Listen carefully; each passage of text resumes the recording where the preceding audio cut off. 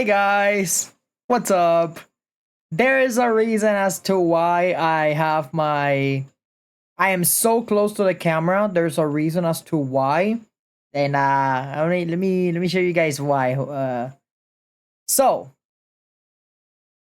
I just got out of the Neon Palm Plaza while I was reading Twitter, and I saw that apparently Cinder has made a post, a Google Doc that had a whopping 1008 pages. That is a lot. And you know what? A lot of people don't even have the balls to read the whole document. But here, I'm gonna read the entire thing for all of you guys at home. Because the moment that I saw this Google document, and I'm pretty sure she thinks that nobody is gonna read 1,000 pages, but not me though. I'm built different. So I looked at this and I was like, are you challenging me? So that's exactly what I'm gonna be doing. I'm gonna read every Friday a huge chunk of the 1008 pages that Cinder made in that Google document. I still don't trust her. I honestly still do not trust Cinder after all the shit that happened. But I'll just have to see if my opinion changes after I read the entire document. Also, the reason as to why I'm close to the camera, chat, duck. Yeah, duck. This is the reason why I'm close to the camera. Duck. That's literally the only reason, chat. Duck. So yeah, found this little guy while I was out in Neon Palm Plaza. Gave him a piece of bread. He started following me all the way to the train, you know. But fortunately, he is going with me to the depths of hell. That way, at the very least, this duck over here is gonna keep me in check from losing my sanity while I read 1,008 documents of probably bullshit. But we'll just have to wait and see. We'll just have to see how it happens. But yeah, chat. Duck. Remember that, duck. I got duck. And let me tell a friend of mine that I'm live because I did tell him that I was gonna, I was gonna let him know that when I was live or not. And I forgot to do that. So yeah, this little guy is gonna be accompanying me for the entirety of the journey. Buckle up, chat, because we are going into the depths of hell. That is Sinder'S 1008 Google Doc. All right, so oh, oh no, oh this does not look good at all. Huh? I guess this is what hell looks like. Well, I mean, not that I was expecting anything better, but hey, it is what it is. At least we got duck. All right. For real this time, chat. Let me place myself in my corner over here. At the very least, you guys can appreciate me and Duck in the little corner. And I will be reading everything for you guys. Alright, let me change the whole background for all of you at home. There we go. And now, chat. 3, 2, 1, and boom! Oh, wait, no, wrong one. Holy shit, wait a minute. Wrong one. Did I really put it in the wrong window capture? Yes, I did. Holy shit. There we go. 3, 2, 1, boom! There it is, chat. Here it is, chat. Okay, so it starts mild, right? It starts with 1 to 3 documents. You know, 1 to 5 documents, right? Starts getting mild already. But the moment that you go into, okay, 1 in 11, that's not so bad. But the moment that you go to nanoless, 1 in 228, 1 in 100, 1 in 27, 1 in 25. You guys are witnessing the real thing, by the way. The breakdown. 223. 242 on Silver Veil. 33. 109 on Spite. Whoever the hell that is. An extra page. And looking ahead. Alright, chat. We're gonna read all of it. Alright, chat? Literally all of it. So, buckle up. Get yourself some popcorn. And, well, let's see what Miss Cinder has to say to herself. God, I hate the color orange. Out of all the colors, white orange.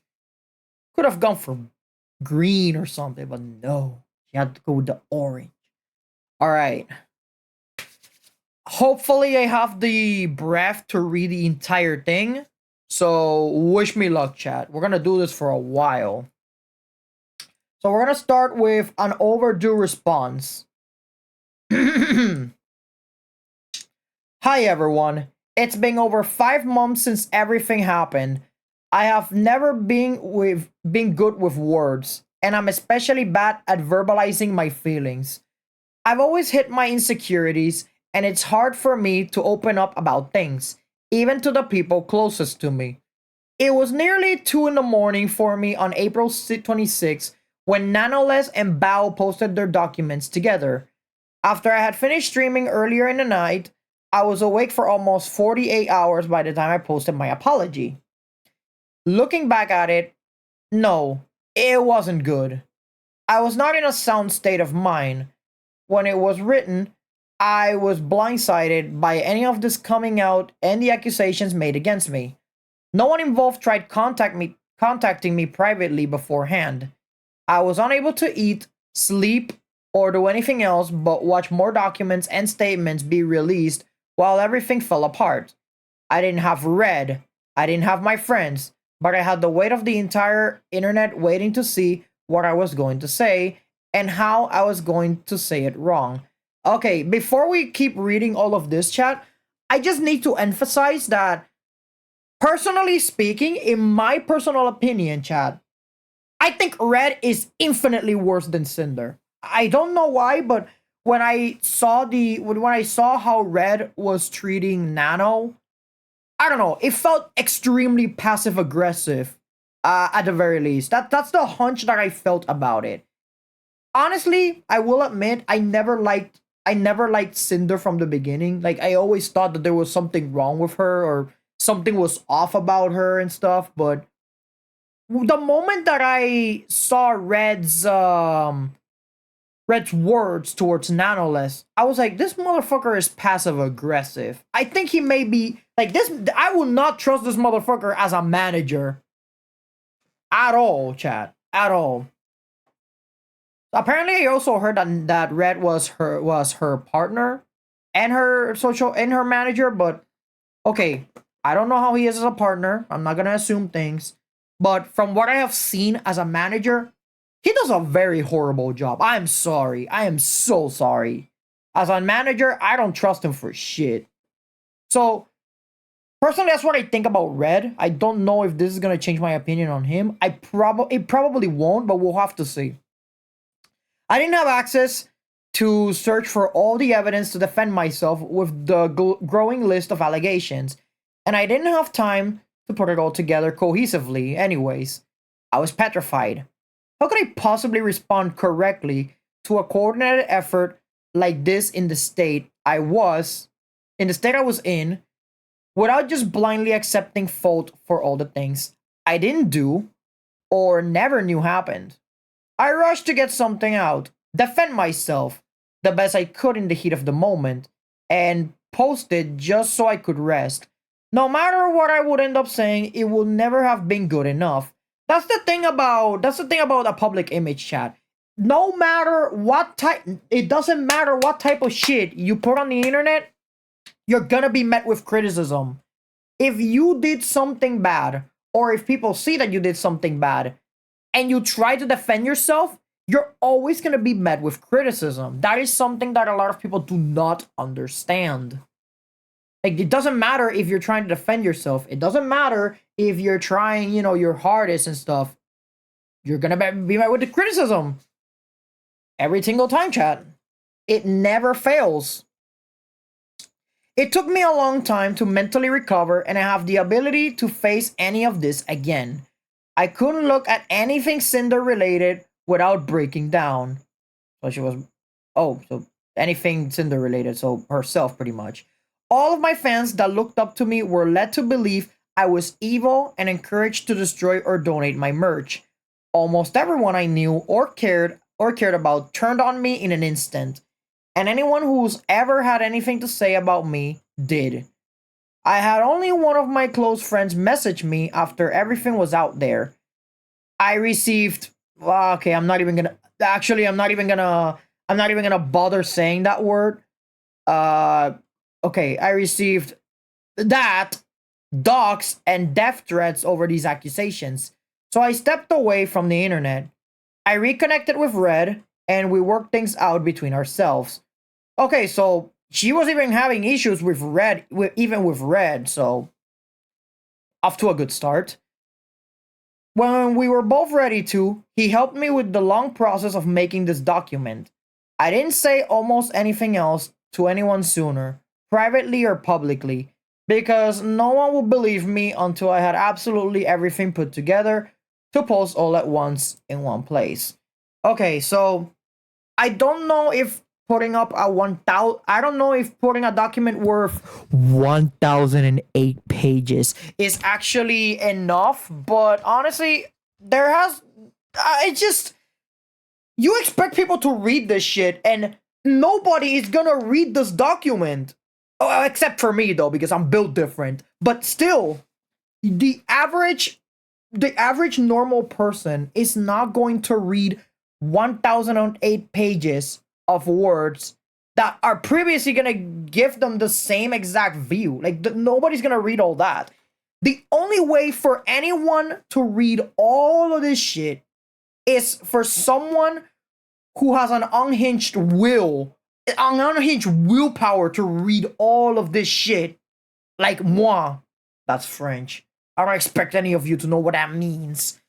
So I reconnected with Red and we worked things out between ourselves. So that wording already lets me know that she already had problems with Red. So that just lets you know the type of person that Red is. I already stated, I don't trust Red as I do not trust Red as a manager, let alone carrying my groceries, by the way. Because I personally think that Red is infinitely worse than Cinder. At least in that aspect. So I'm gonna have to see what else happened between the two as well. Okay, here we go. Purpose of this document. There it is. Okay, number 1, to present the full story and the facts and evidence around what happened with complete transparency. Defend myself against what's being said about me, and provide mine and Red's perspectives and motivations about each situation. It wasn't my choice to make this public, but since it is, my side of the story matters too. Here's the thing, chat. I did read Sinder's apology. It was scuffed, I am not gonna lie. And in the case of Red, yeah, again, I do not trust the guy. I really do not trust Red at all. I really don't. So it wasn't my choice to make this public. Well, you did have a choice, yes. I mean, instead of making a document, you could have just, talk it out, or maybe just try to work things out. But in this situation, I don't think that's gonna work, because you're still gonna be met with criticism. 2, to take accountability for everything that each of us are guilty of in the past couple years, whether they were revealed in the original documents or not.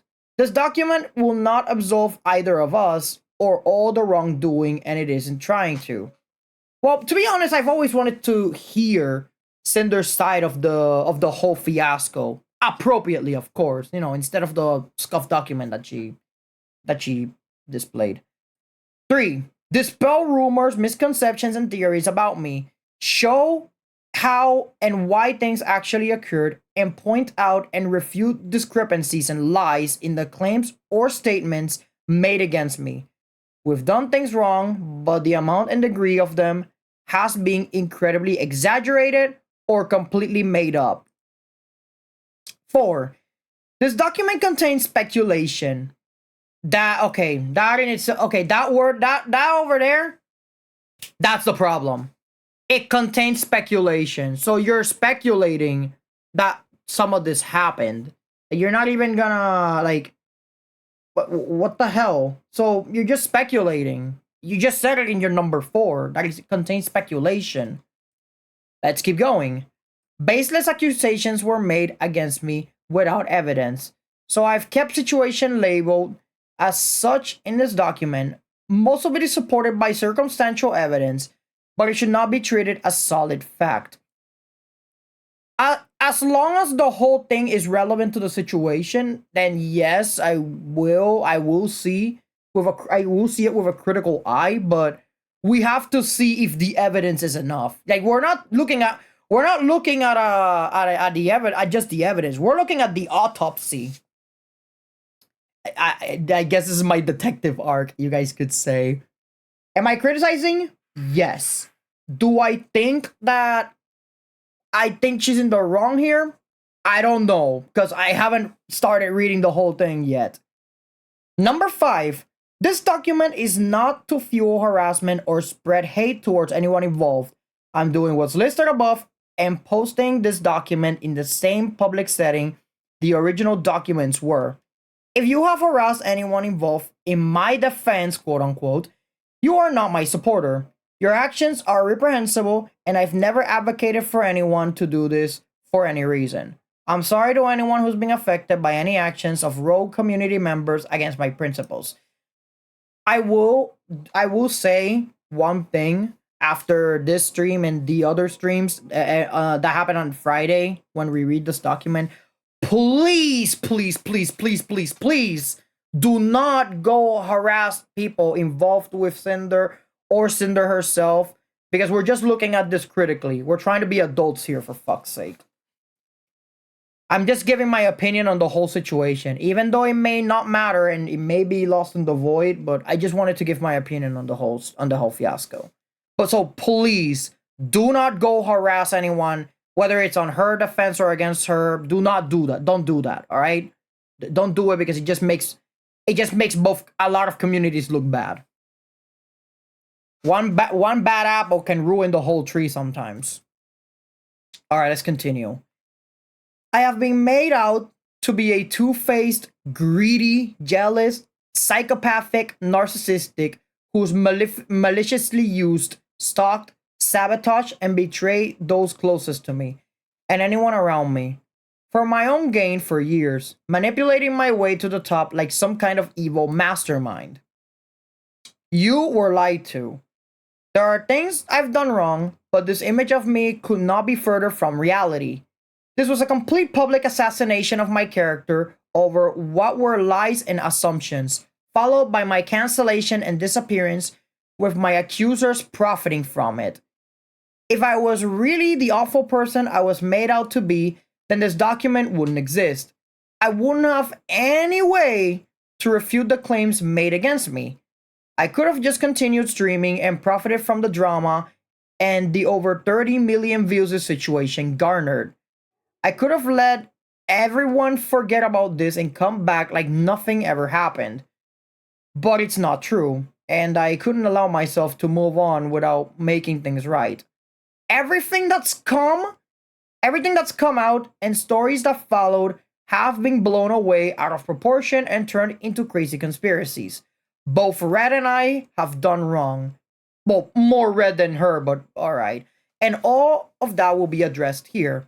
But the story everyone was told was not the reality of what happened. Every single person I've ever interacted with in the past almost 5 years, even those closest to me, and every single interaction with them would have to have been fake for the story told about me to be true. So there's a lot of people involved in this situation.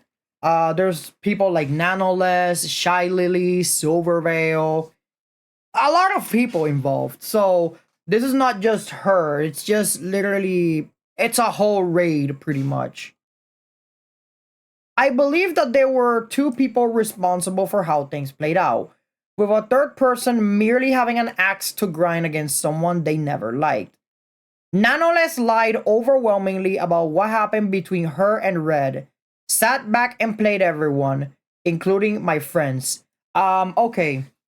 Counter argument to that, Nonetheless did actually posted the conversation between her and Red. So that is a counter argument right there. Nonetheless actually showed the evidence between their interaction. So that one is completely debunked. But we're still gonna read it anyways. That's not gonna stop my unhinged self from reading it. All right, let's see what else we got. Shy Lily lied about me from the start, orchestrated things behind the scenes, and manipulated the public to their side. I highly doubt it. Considering how Shy Lily has been in this whole situation, I completely doubt that she'll be a person to lie about the whole situation. Especially when you could say that Shy Lily was a person that was trying to defend Nano for pretty much their conversation with Red. But yeah, I don't know about Shy Lily as much. Silverveil took the opportunity to lie about all our interactions together, making things even worse for me. They had the most to gain from my cancellation, including their own satisfaction. None of them could take accountability for their own actions and pushed it all into me instead. The only two people that could disprove their lies were just made into lying manipulators and wiped off the internet. Here's the thing about Silverveil. Silverveil is already a person that gets enough hate as it is. But do I think Silverveil is like the type of person that would pretty much enjoy the drama and all that shit? Oh, absolutely. I don't doubt that for a second thought, but I just need to hear, if I had the chance to, interview each and every single one of them to hear their side of the story, I would love that. I would honestly love to hear their side of the story as well. Because again, I'm literally the only motherfucker out here that with the balls to read this whole thing. Since if nobody's gonna do it, then that's where I come in. So if I ever had the chance to interview Nano, Shy, Silverveil, or anybody else involved around here, I mean, I would love to have an interview with them. I may be a small VTuber, but I'm not afraid to approach them just to hear their version of the story. Because I wanna have all of the folders. I wanna have all of the evidence in this shit to figure out pretty much what happened. Aside from the labeled speculation, everything presented in this document is true to the best of mine and Red's knowledge. I have nothing to hide, and there is no reason to hide anything anymore. The bulk of what's shown here was over the past 2+ years. Keep in mind that no matter who you are, opinions, thoughts, and feelings can change over such a long periods of time, for better or for worse. It's true, people do change with time, for better or worse. I believe me, that happened to me once. I don't wish upon it to anybody else involved. I wish back and forth on a lot of things to put in here, asking myself if I should leave them out for the people I still care for, or keep them in my own sake. No matter what evidence is included in this document, it wouldn't be surprised if it's claimed that even with all the evidence, all of this is just me trying to lie, manipulate, and gas my way out of what happened, and that no one should possibly believe me again. Well, we'll just have to read and see. We'll literally have to read this entire thing and see if she's redeemable. Although right now in the beginning, I still do not trust her. That's my opinion, at least. To show that I stand by everything written here and that I'm sorry for the things I've done wrong, I made a very hard decision. I'm giving up my part ownership position of gamer subs. I've worked so hard for them since December of 2022, and earning this position was one of the biggest accomplishments of my life. I'm honored they chose me. I'm honored they chose to give me the opportunity, and I've been immensely proud to have the title. As sad as I am to do this, I feel the need to protect the company I love, the people that work there, and everyone associated over my own interests. Gamer subs suffered a lot of damage when all the accusations were made about me, and that fell on my shoulders. This is my responsibility as part owner, and I don't want any more harm or negativity to come to them by having this position. I didn't have to do this, and I wasn't asked, forced, or coerced into making this decision. There are things more important to me than business. I notified them of my decision in June, and it will take effect at the same time this document is published. Here's the thing. Giving up partnership on one of your sponsors, okay, that sure is an honorable act to do, but the thing is, gamer subs, maybe a lot of the profits that gamer subs had were part of Cinder, but personally speaking, in my opinion, gamer subs could have cut ties with her a long time ago, especially after what she did. So if they found all of the evidence to be pretty much detrimental to gamer subs, then yeah, they would have cut ties with her. Maybe gamer subs was trying to give her a second chance or something. I don't know what's happening behind the scenes, but we already know that she cut ties with gamer subs. So which is the reason why you don't see the square on her profile on Twitter as it used to be. Now it's just a regular circle like everybody does. All right, here we go. Each tab in this document is about the people and events related to the claims made against me, where I've provided links to each person's respective statements for reference, the evidence, context, and mine and Red's thoughts about each situation. You're intended to read each section and in the order they're presented, which is exactly what I'm gonna do. I'm not letting you off the hook, or anybody involved. This document should have been viewed in desktop and light mode for the formatting to appear correctly. Some information and screenshots appear in multiple sections for whoever it's relevant to. The first few sections being Nanoless, Bao, V-Card, and Numi's concert, and Shy Lily, culminating in a section breaking down what you've seen through them, with the last few sections of this document being standalone. Unless stated otherwise, every link in this document is working at the time this is posted. This document will not be edited after it's posted either, because we live in 2025. I need to say that this document was written without the use of AI. Oh, thank fuck. Thank fucking goodness. I understand some of the things in this document may be damaging to the people involved.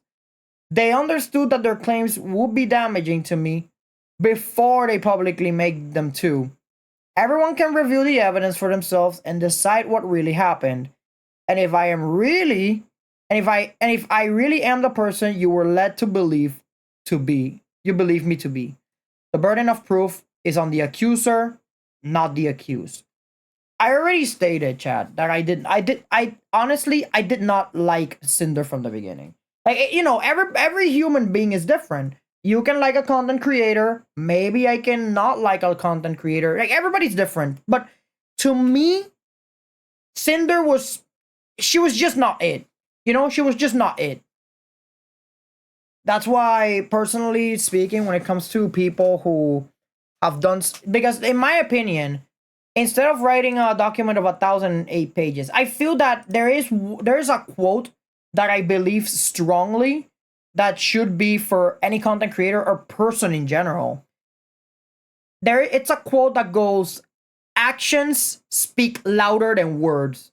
So at the very least, she already cut ties with gamer stuff. That's an action she did. But did she apologize to everybody involved? She did in a scuffed way, but I don't know. When you're putting documents like this to the general public, it doesn't seem genuine. It really doesn't. You could just, you know, give them a call up and approach them and just, you know, say, hey, I'm sorry for everything I did. I'm sorry if I hurt you. But I'm pretty sure she didn't even bother to do such a thing. I don't know. That's just me. Maybe she did. Maybe she got rejected, or maybe they did not respond to the whole situation. But yeah, that's what I think. Like in my opinion, if you ever did something wrong with someone, approach them, talk to them, solve things like civilized adults instead of spewing drama all over the internet. It's not that hard. It doesn't take it costs nothing to say that you're sorry, that you apologized, and it doesn't cost anything to be a better person. Let's read the redacted. Here's the thing, chat. Here's the thing that I'm hoping. I hope, chat, that there is nothing not safe for work here, or else we're gonna be severely screwed. Twitch, whatever you daddy Twitch, whatever the fuck you do, don't cancel me, okay? I'm just trying to read. I just want to read, brother. I just want to read. All right, let's read redacted. Redacted. Red helped me put this entire document together. We want to be upfront and honest that this was a two-person effort. His own commentary is present throughout it and is labeled as his highlighted in blue. Okay, so everything that we see in blue, I should take it with a grain of salt because it's Red saying it. And I already stated that my opinion on Red is, in my opinion, I think Red is infinitely worse than Cinder, but we'll see. Hello, I'm Red. I'm Cinder's longtime partner and I've worked alongside her since she started this career. I helped her put this document together to set the record straight. Over the past few months, I had come to terms with being the reason why Cinder's image, relationships, and her career were all ruined. I hurt people who were our friends. I fucked up, and she had to answer to the world for it by herself. My actions ruined everything for her, and I'm taking responsibility and helping her pick up the pieces. I didn't want to put something out sooner without her, and that could have made things worse. I ask you don't hold what I did against her. Oh, don't worry. I already know you're worse than Cinder. My goodness. I don't see any more blue around here, so yeah. Oh, she's even provided with Twitter links. How nice. Okay, so apparently there's more stuff with the color blue around here. I don't see anything else blue though. Anyways, let's continue. Red and I are still together. We had a falling out and spent time apart after the documents dropped on April 26th. But he was still there for me when I was ready to talk to him again. We were able to work things out between us and forgave each other for what happened. I wasn't planning to say anything about this again publicly, but I thought I needed to. Years ago, I cheated on Red online for my own selfish... What? What? Years ago, I cheated on Red online for my own selfish reasons, and the things I said about him were out of my own frustrations and past experiences. Cinder! Cinder! We're not even 4 pages in! We're not even 4 pages in! And you already admitted something! Huh? What? Okay. Okay. Okay. Oh, Jesus fucking Christ. Chad, we're not even 4 pages in. We're not even 4 pages in, and this is the first thing that pops up. Years ago, I cheated on Red online for my own selfish reasons, and the things I said about him were out of my frustrations and past experiences. Oh my fucking god. I cannot lose my mental yet. Good thing I have Duck. Oh my god. I made things sound so much worse than they were at the time and mischaracterized the person he is. Red already knew that this happened way before it was made public in April.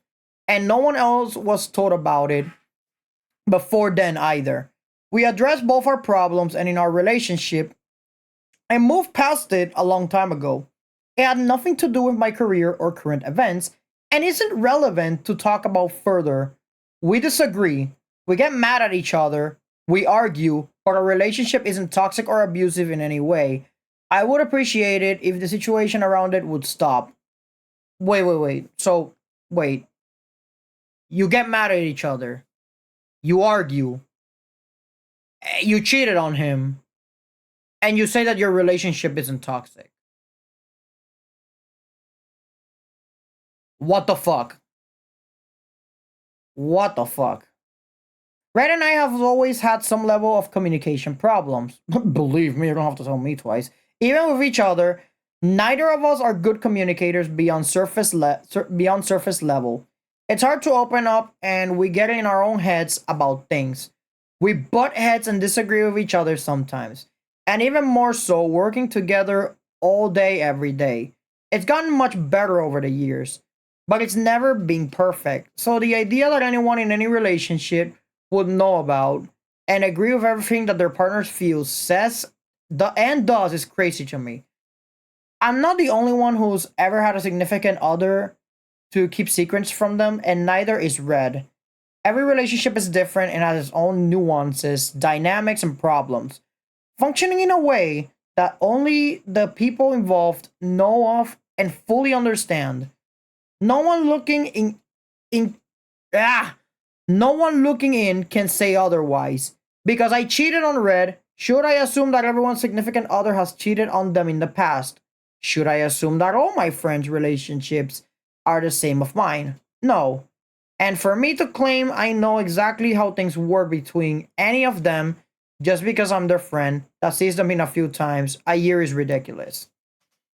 Cinder, here's the problem. Here's the problem.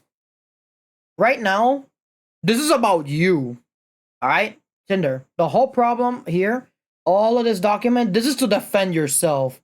So by saying that you already cheated on Red, yeah, you're admitting to something at least, but the more I read it, you're just making everything worse. I don't know why. Like, I did not take Cinder to be one to cheat, but Jesus, Jesus fucking Christ. This just made me change my opinion on Cinder, and not in a good way. Again, I thought that Red was worse, but holy shit. When I became Cinder, we wanted to keep our relationship private. In public, Red was simply my manager, and we hid our relationship from my friends for over a year during multiple trips. We agreed that I'd tell my closest friends about our relationship in March of 2024 because we felt we were close enough and trusted them enough to tell them. When we traveled, my friends saw us always close by each other and showing each other our work's DMs on our phone. Almost all of the time, from chats we were both in, instead of talking about things out loud to keep up with our projects while away and to keep them private between us, it's easier to say, look at this, to keep each other on the same page, rather than have a verbal conversation while we're around other people. At almost all times while away, what they saw at conventions or on vacations was all they saw. Only Red and I would have any idea how we worked together and acted around each other when at home. I lived with Red and his family from the summer of 2022 to the end of February 2025. I have never outright told anyone this, including my closest friends. We wanted to keep at least part of our personal lives private for everyone, which, again, it's reasonable at least. Even telling some people we lived apart. Oh, okay, that's bullshit. What's the point in hiding it? If you guys are together, who cares if you guys are together? Like, what's the big idea?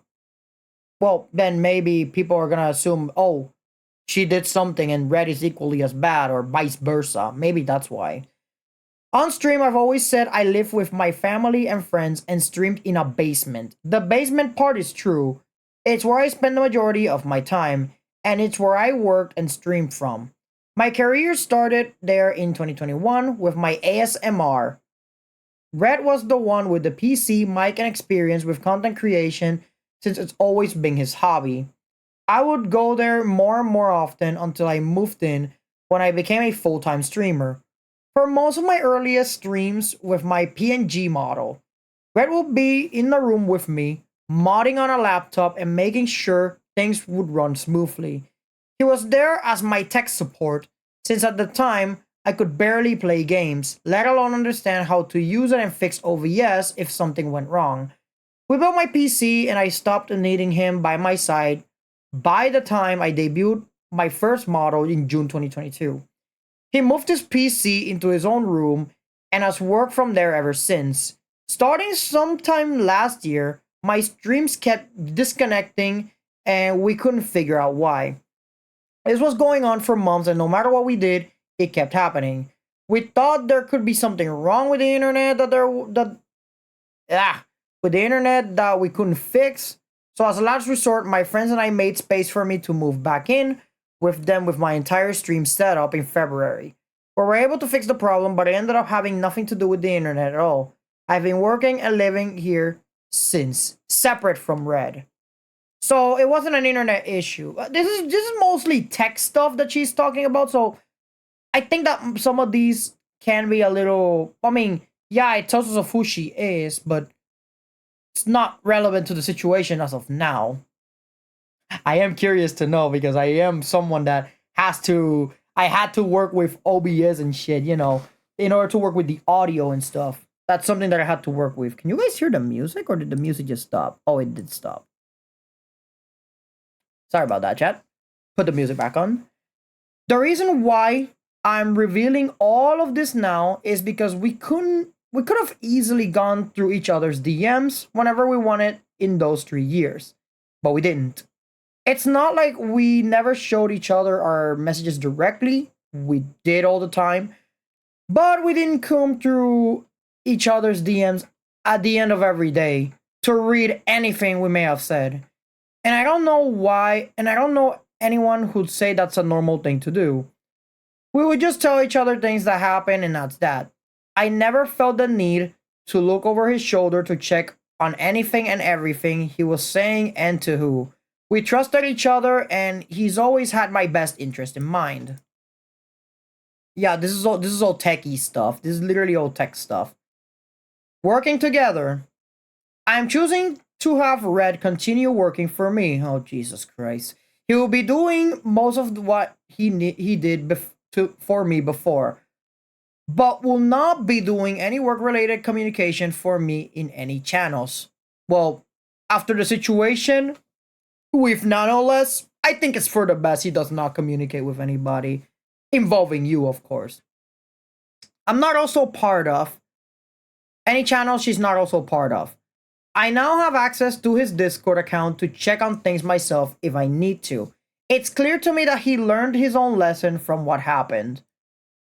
Well, at the very least, he took accountability for, being passive-aggressive and shit. But still, that doesn't change my view on him. He made mistakes and I forgave him. Bad idea. I wouldn't be where I am without him, and he's just as much a part of Cinder as I am. He wasn't just a manager that handled some messages, and he had a part in a lot of the things I did. He has always been the main creative mind behind my debuts and other releases too.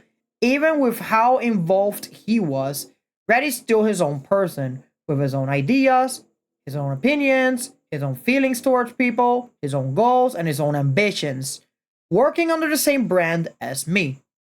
Again, here's the thing, chat. In my personal opinion, I'm pretty sure that there's better people than Cinder, because here's the thing. Would you rather, hear me out, chat. Would you rather get someone who knows about this stuff, knows what they're doing and, is willing to help you, and is a good person, by the way? Or do you want to be with someone who's been, they've been with you through pretty much forever, but they don't have the best communication skills, and they can fuck up your entire career without you even trying? I would choose the first option, the person that knows what they're doing, because they had experience with that shit already, and because again, I really do not trust, as an individual, I do not trust Red at all, and I'm growing more distrustful of Cinder. He's always been the sensible one out of us, and the work side of things was always his focus. We worked together on almost everything, but we didn't agree on everything. Well, if you both do not agree on everything, then I think it's best to go back to the drawing board. It's always for the best. Like, there has to be an agreement between both parties, because if there is no agreement between both parties, it's only going to lead to chaos. And it's not always a good thing. There have been many business or creative decisions we'd argue back and forth about, sometimes taking days to reach a compromise. Red didn't always consult me before making his own choices in his messages with our partners. A lot of the time, I agreed with what he did or said, and it was fine. But sometimes I didn't, and we either compromised or I had him walk back what he said. Red didn't tell me about every single interaction he had with people we worked with, and I didn't expect him to. I trusted him. There was never a reason for him to tell me something important. That was until we disagreed about one of my friends' bow.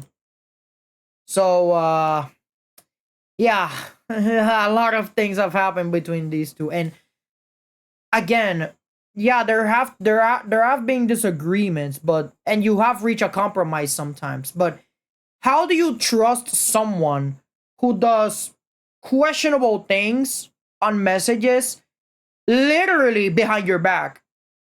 Even the more I read this shit, the less distrustful I become of Red. Holy shit. All right.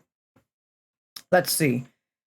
At the start of this year, we moved a lot of our work-related conversations with various artists into a project server so everything could be organized into one place.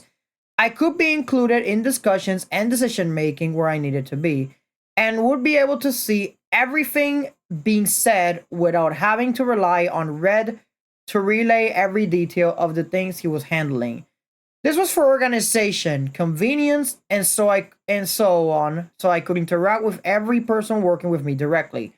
However, this didn't mean Red didn't still use his DMs to do business or talk to people we were working with. Besides, the allegations in Nano's document, no one else we've worked with has ever complained about Red, and we've both worked with dozens of people who I believe would say their experience working with us was nothing but positive. Maybe they didn't want it to spill the beans, or maybe they didn't want it to give you guys a bad image, in order to not damage your reputation, because that's what professionals do at the end of the day, Maybe they tried. Maybe they were like, okay, I don't want to ruin their image yet, but maybe they were just waiting for a moment to come out, Maybe they were waiting for a moment to say everything, a moment that felt right. Like I said in my apology, there were things Red didn't tell me about or hid from me, and did without me knowing his DMs.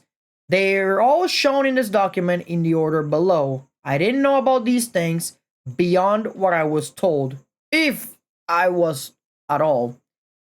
Red's inclusion of Bao and Cotton in his exclusivity deal with Nano in January of 2025.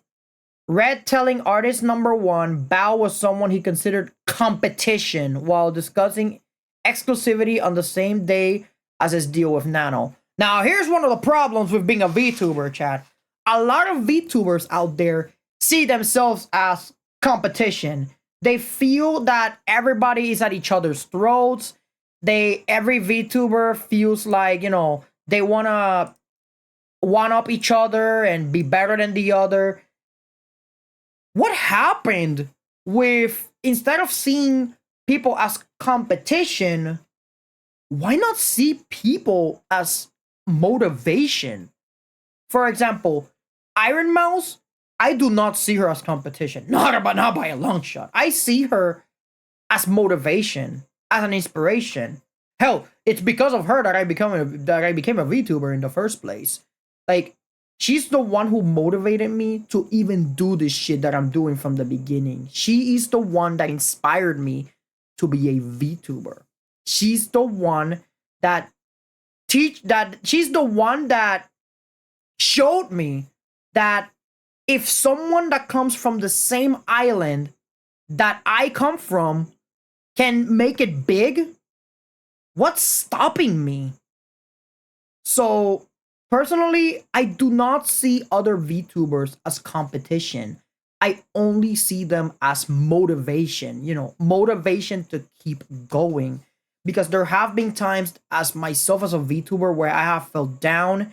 But the moments where, I have been months doing this, I do not blame it on other people like a lot of people do. Every time I see that I am not growing as a content creator, the first thing that always comes to mind is, where did I go wrong? Because the only one who can change that outcome is me, myself, and I. So I never blame other people for my own failure because it's my own failure and my own failure alone. But seeing someone as competition can lead to extremely toxic interactions, and I do not want that. That's why I see people as motivation instead. And it's not only Iron Mouse who I always see for motivation, it's other VTubers as well. Uh Other VTubers, like for example, Kirakawa Uso or Haneko or any artistic person in that matter, anyone in the VTubing space.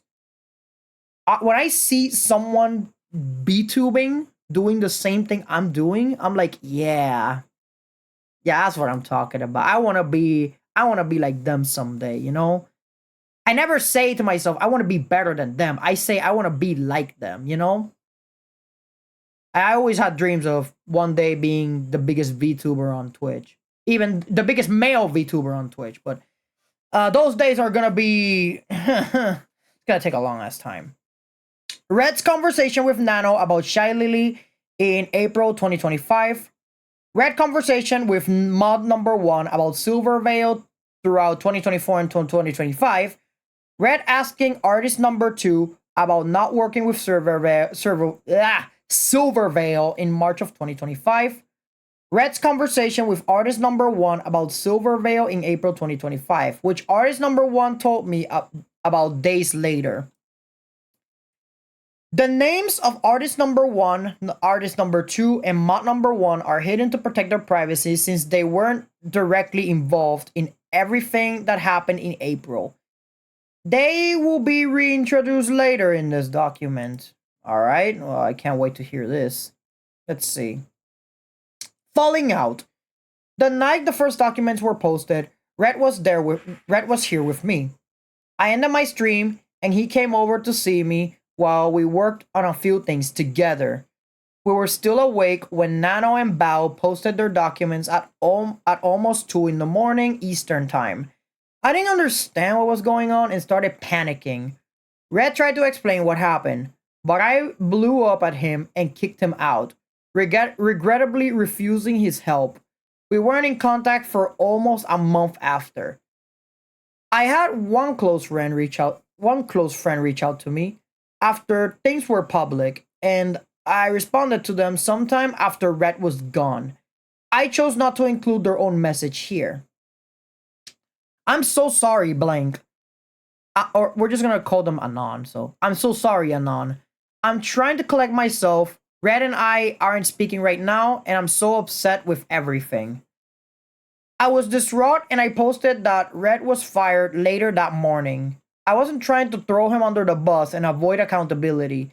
I was blindsided by my friends publicly pointing the finger at me for his words and actions I didn't even know about and I didn't agree with. I didn't know what else to do. In my apology, I said, as of yesterday, he's no longer working with me, and I have not extensively discussed any of this with him. Because Red will continue working with me, I will be deleting this tweet after posting this document. Effective immediately, Redacted, or in this case Red, will no longer be managing or overseeing my VTuber activities. He no longer represents me as a creator, my brand, or my intentions. I'm sorry, everyone. I will make a larger response when I'm able. I mean, if this response is large enough, I don't know what is. But here's the thing.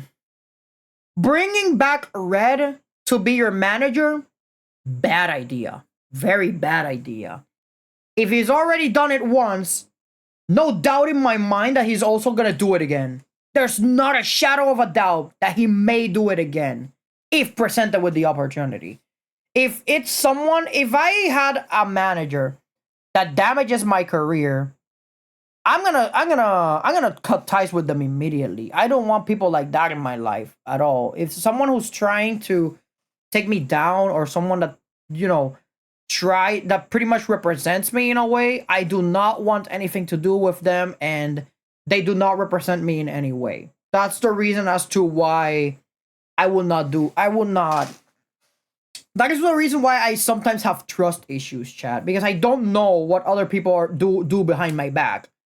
And again, that is the biggest reason behind some of my trust issues, because I already had a lot of people, do something behind my back, and honestly, I was like, what the fuck happened?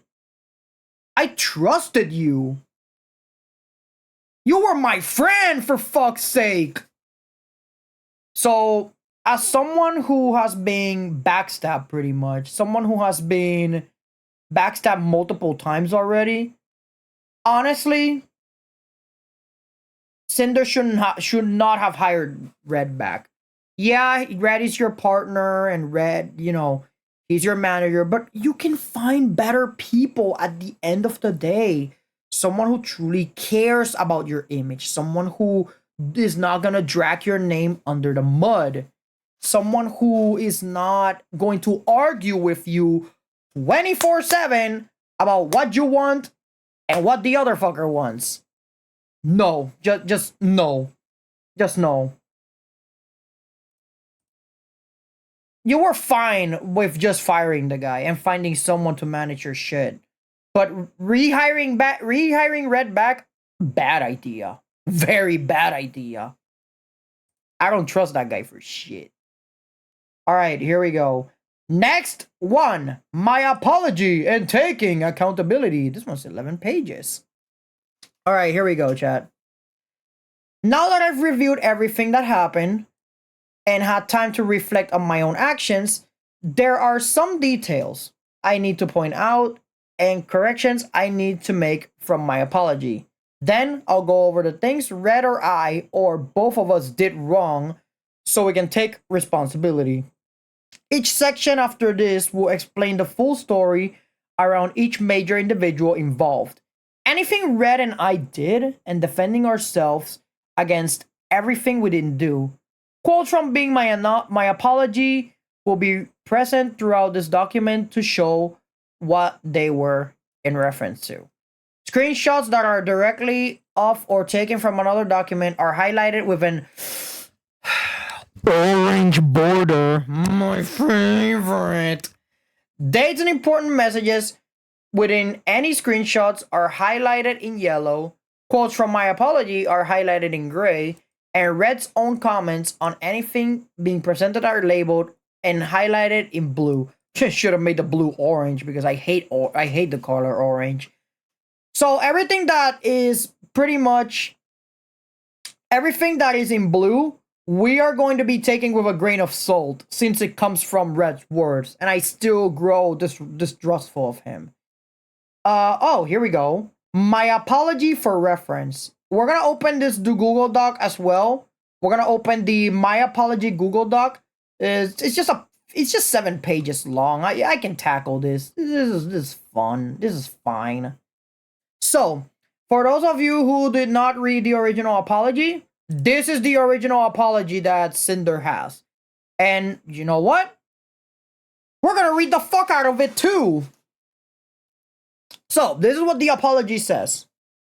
There's nothing I can say to make this better, but I will try my best to properly convey my feelings, frustrations, and mistakes. I like to explain my point of view and apologize to each party affected. Red has been my content creator since I began making content. Redacted is obviously Red, of course. Managing all aspects of what I do and being a major part of why I'm here. We have also been in a relationship since the start of my endeavors. It's no secret that many VTubers choose to keep their public and personal lives separate, and I'm no different.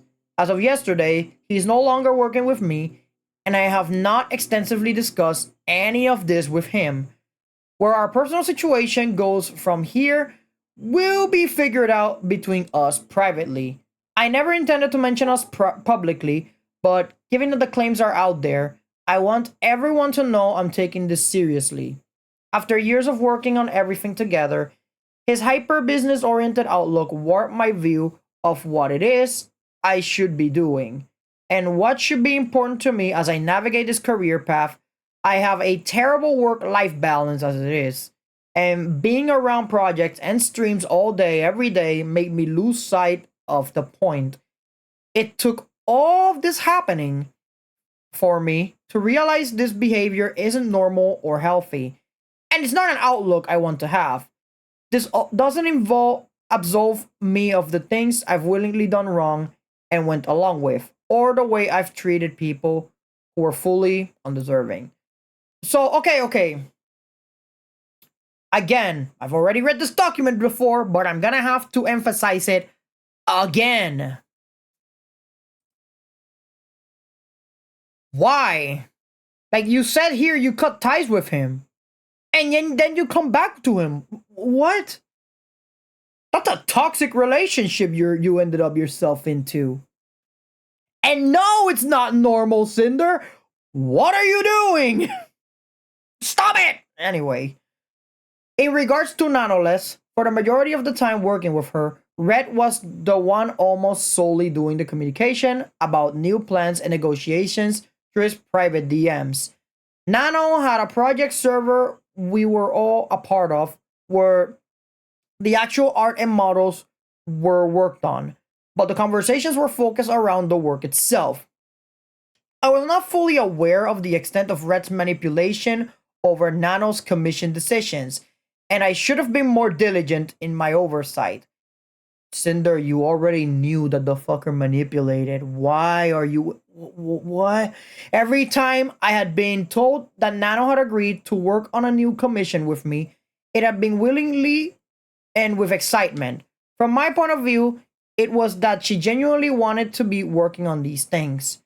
I wanted to work with Nano as much as I possibly could, making her art the face of my brand.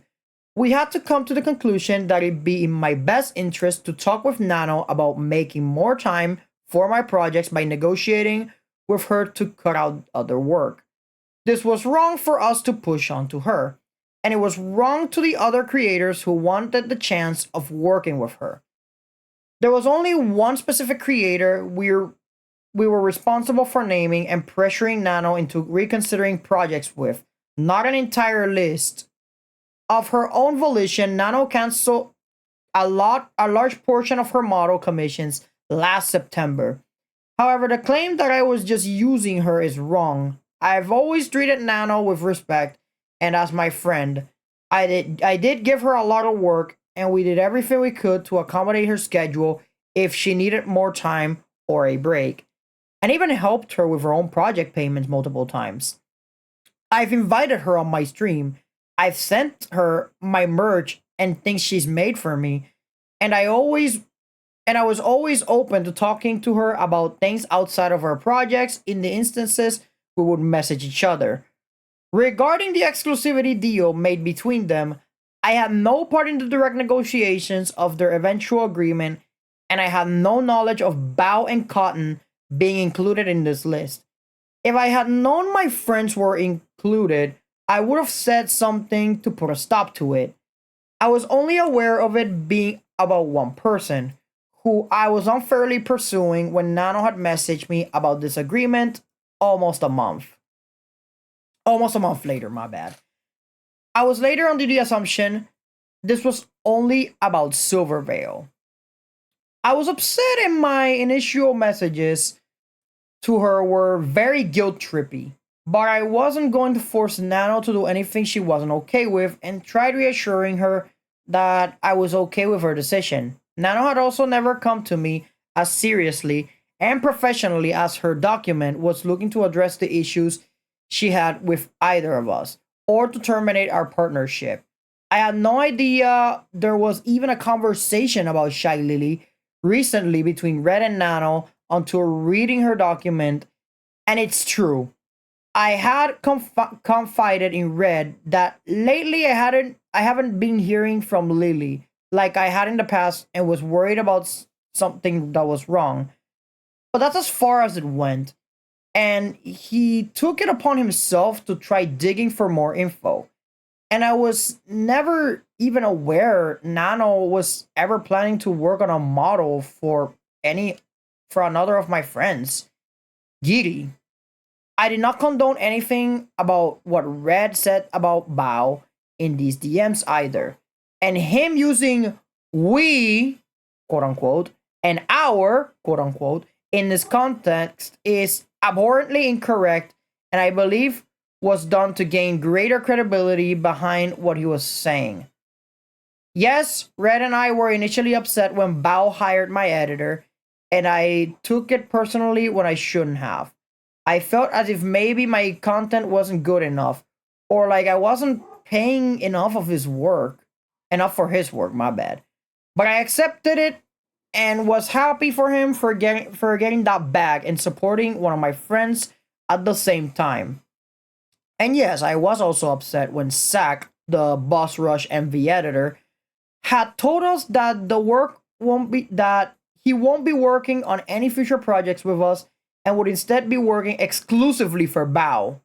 But Red got it in his head that it was Bao's fault that it happened and seemingly held a grudge against her for it. This is what I mean, chat. See what I mean?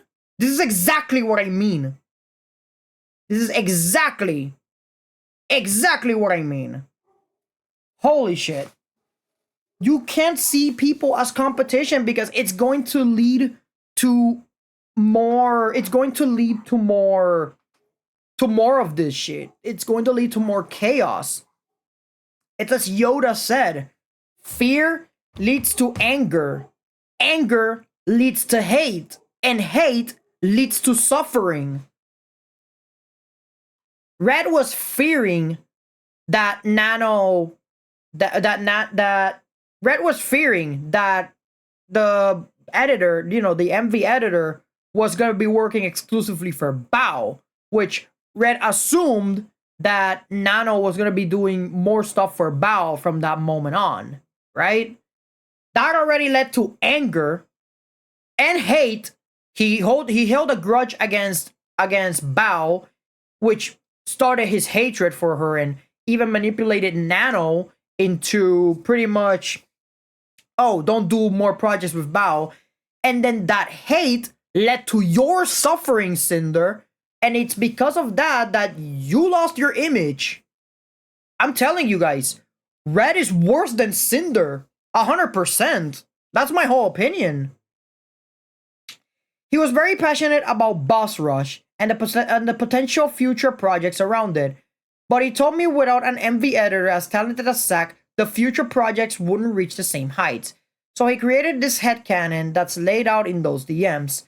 I wasn't convinced this was the case, but it's my fault for never speaking with Bao about these things directly to clear things up, and letting it spiral to the point it got to.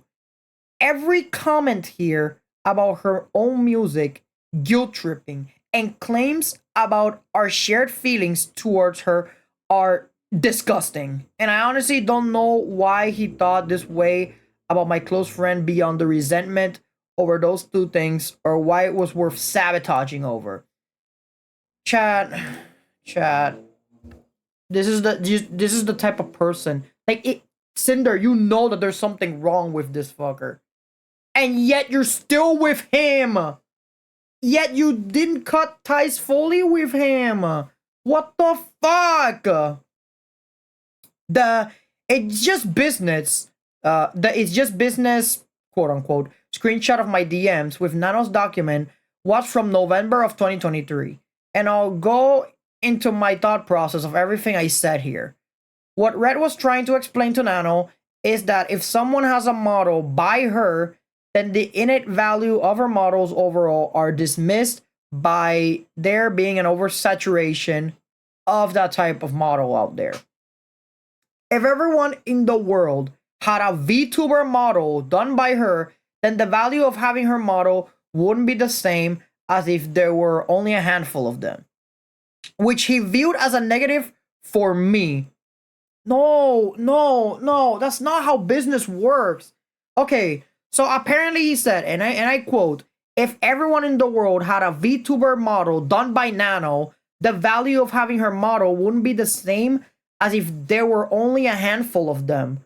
So pretty much what he's saying is if everyone's super, no one is. Here's the thing, chat. Not everybody can afford one of Nano's VTuber models. A VTuber already, like a high-end VTuber model, is expensive as shit. We're talking 5-digit mark, by the way. We're talking $10,000, by the way.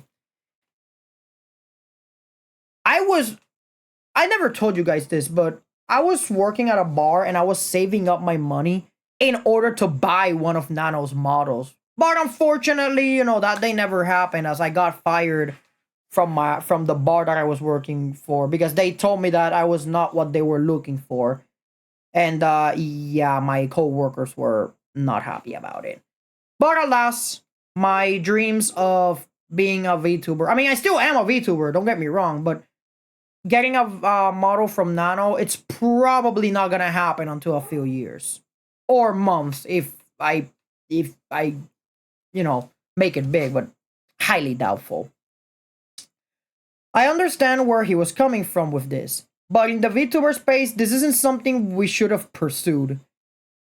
Nano has an amazing skill where she's able to draw each of her VTuber children uniquely. So I was never upset seeing new model siblings. In my cases, I was there cheering them on at their debuts and looking to collab with them as sisters when I could. Me saying it's just business, quote unquote, was referring to my acceptance of Nano's business decisions.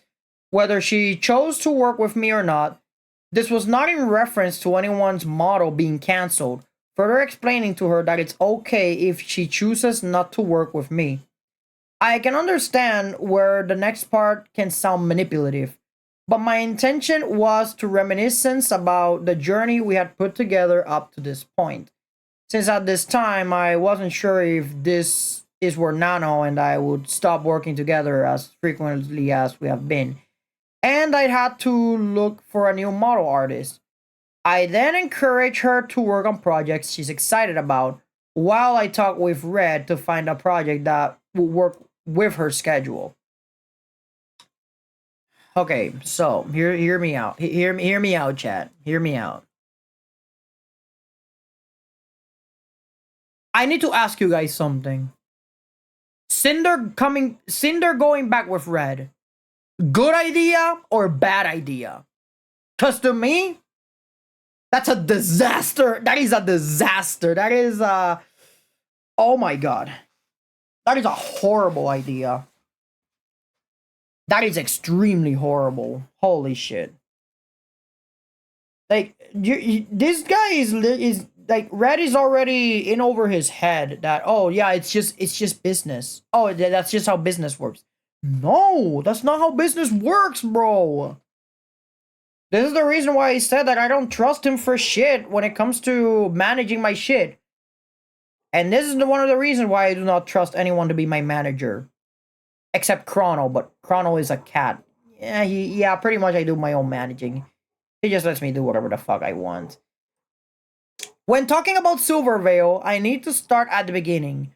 Before I was Cinder, I was a pink cherry blossom girl named Tashi that did ASMR content. So you guys spoke like this in the mic. I'm sorry, chat. I'm sorry. Oh my god. When the VTuber boom happened in 2020, I knew I wanted to join in. Red and I contacted an artist in October, and they were set to start my VTuber design by December. The plan was to take my cherry blossom persona Tashi and make her a pink and white wolf girl VTuber. In November of that same year, Silverveil revealed her Sakura wolf design.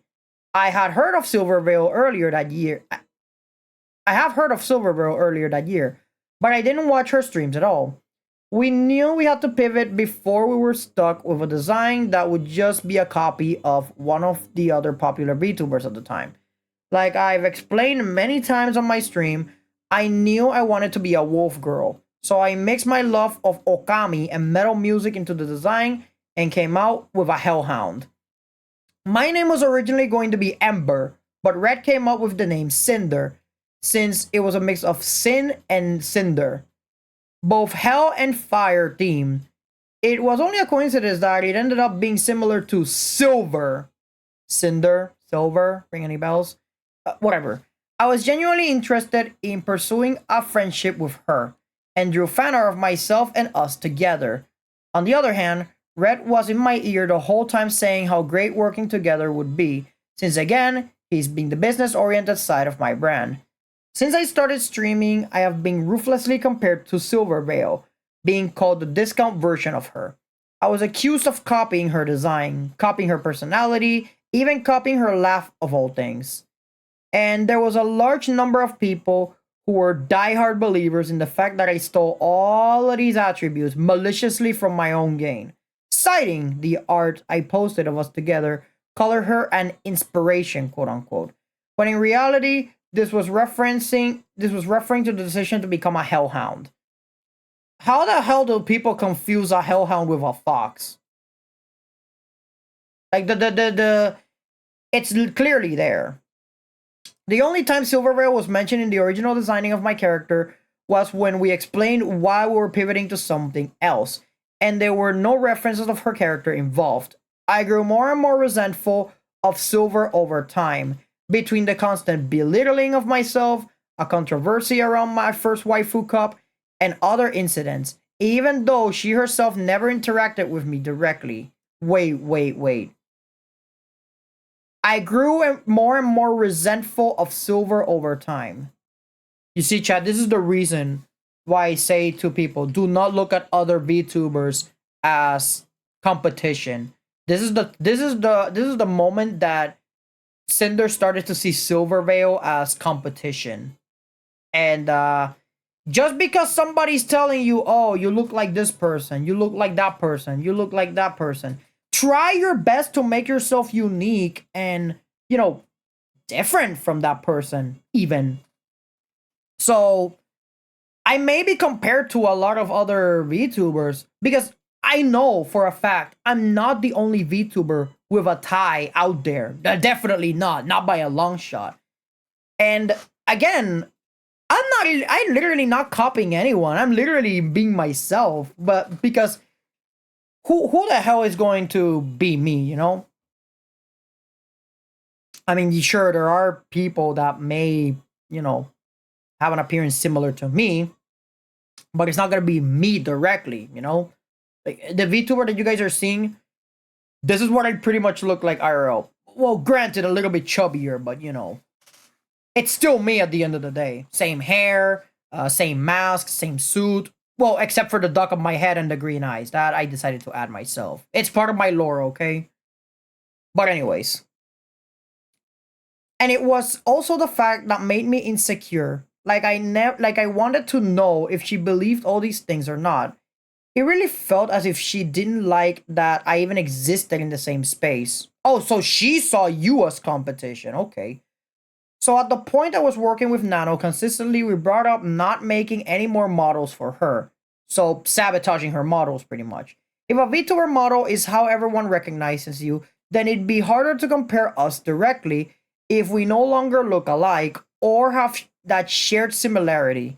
It was a wrong and selfish decision, but it made me feel better. And that's why it was a constant topic with Nano.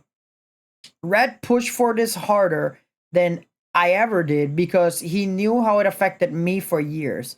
But no matter what the outcome was, I wasn't going to walk away from working with Nano. Silver was completely undeserving of this treatment, and it was my own insecurities that led me to making this choice. I became unapologetically evil towards her due to no direct action of her own. There's no excuse for any of this. You know, you could have talked about this with her as an adult. And as I stated, Red encouraging this behavior is not it. It's honestly not it. I keep telling you guys, Red is evil as fuck, bro. Red is on. The more I read all this, I already read this by the way, but based on the first documents we already read, Red gives me the impression that he's an asshole. That's just me though. That's just what I think about Red. And yeah, you have no excuses for that at all. Moving on from Silvervale, let's talk about Spite. Once again, I had no involvement or knowledge of Red bringing up Spite to Nano in 2023. My only personal involvement with excluding someone specific from working with Nano was Silver. My design sheet and outfit were finished and made public at the very start of 2021. The first thing she mentions is a debut teaser in 2022 that was apparently posted on the same day as her original debut, which I honestly don't know if at the time this was intentional or not. I don't know when I first discovered Spite, and it could have been after she debuted. When I first debuted, I was very possessive of my design details.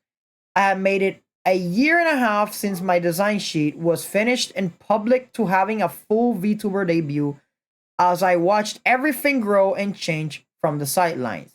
And I didn't want anyone else to capitalize on my concept before I could. Soon after my original debut, I remember Spite getting an update to her model that made it seem like she more closely resembled me, including fire added to her model. Without evidence, I saw it and thought she must have copied me. But I never did anything about it other than voice my frustrations to Red. Bad idea. If you say something to Red, he's gonna start doing everything possible to sabotage other people's designs. I am not. I honestly, yeah, I'm growing more resentful towards Red from the situation, from the things that she's saying. Again, this document already read it. I already read all this shit, and I already knew Red was an asshole. But still, the other ones made it seem like he's more of an asshole. I didn't want to start drama with anyone, and I didn't have ownership over Fire as a design detail. The references for the ripped shirt and short outfit on my bikini model was given to Nano in June of 2022, with the purpose of having a cover-up outfit that would be safe for Twitch. The merch art she's referring to was designed around my concept of my fire changing blue. The fact that the rest of the art was grayscale was the artist's choice since it was going into the back of a hoodie and I didn't have a say, or at least I didn't counter that being the final decision. There was no intention to deliberately look like Spite with this piece. Unfortunately, both my Angel and Sleepy outfits being similar to outfits Spite has done in the past was just a coincidence. I had always planned to one day make an Angel counterpart to my Demon outfit when it was being made in 2023. And my original reference sheet laid the groundwork for that idea. But I've never liked theming anything around my brand in a religious light. So I chose to make my Angel from form more Greek Valkyrie than biblical, which also gives a similar look to my demon form. The Sleepy outfit was a last-minute decision to pivot from a fully new 3.0 model because I had the opportunity to work with gamer subs on an AFK flavor. Spite never should have received the hate comments over her outfit, or any comments comparing us or belittling her because of my existence, and I never advocated for anyone to do so, especially given my experience. Spite also brought up another creator who reached out to her about her experience with me, and I could only assume is Neon Tales. They are an ASM artist who at one point posted a Hellhound OC for one of their upcoming ASMR videos, and it was undoubtedly created using me as a reference. This was right after my debut, and like I said, I was very protective of my design elements. being unique to me, and I overreacted. Shortly after, I apologized, and they agreed to adjust the character design, and I thought the matter was settled. So yeah, apparently you guys can see that Cinder had a short fuse back then when it comes to her design. Hopefully that's not the case anymore though, but we'll have to see. At the very start of my online career, I was a GFE ASM artist. Before I started my channel, I had gotten into listening to roleplay audios myself.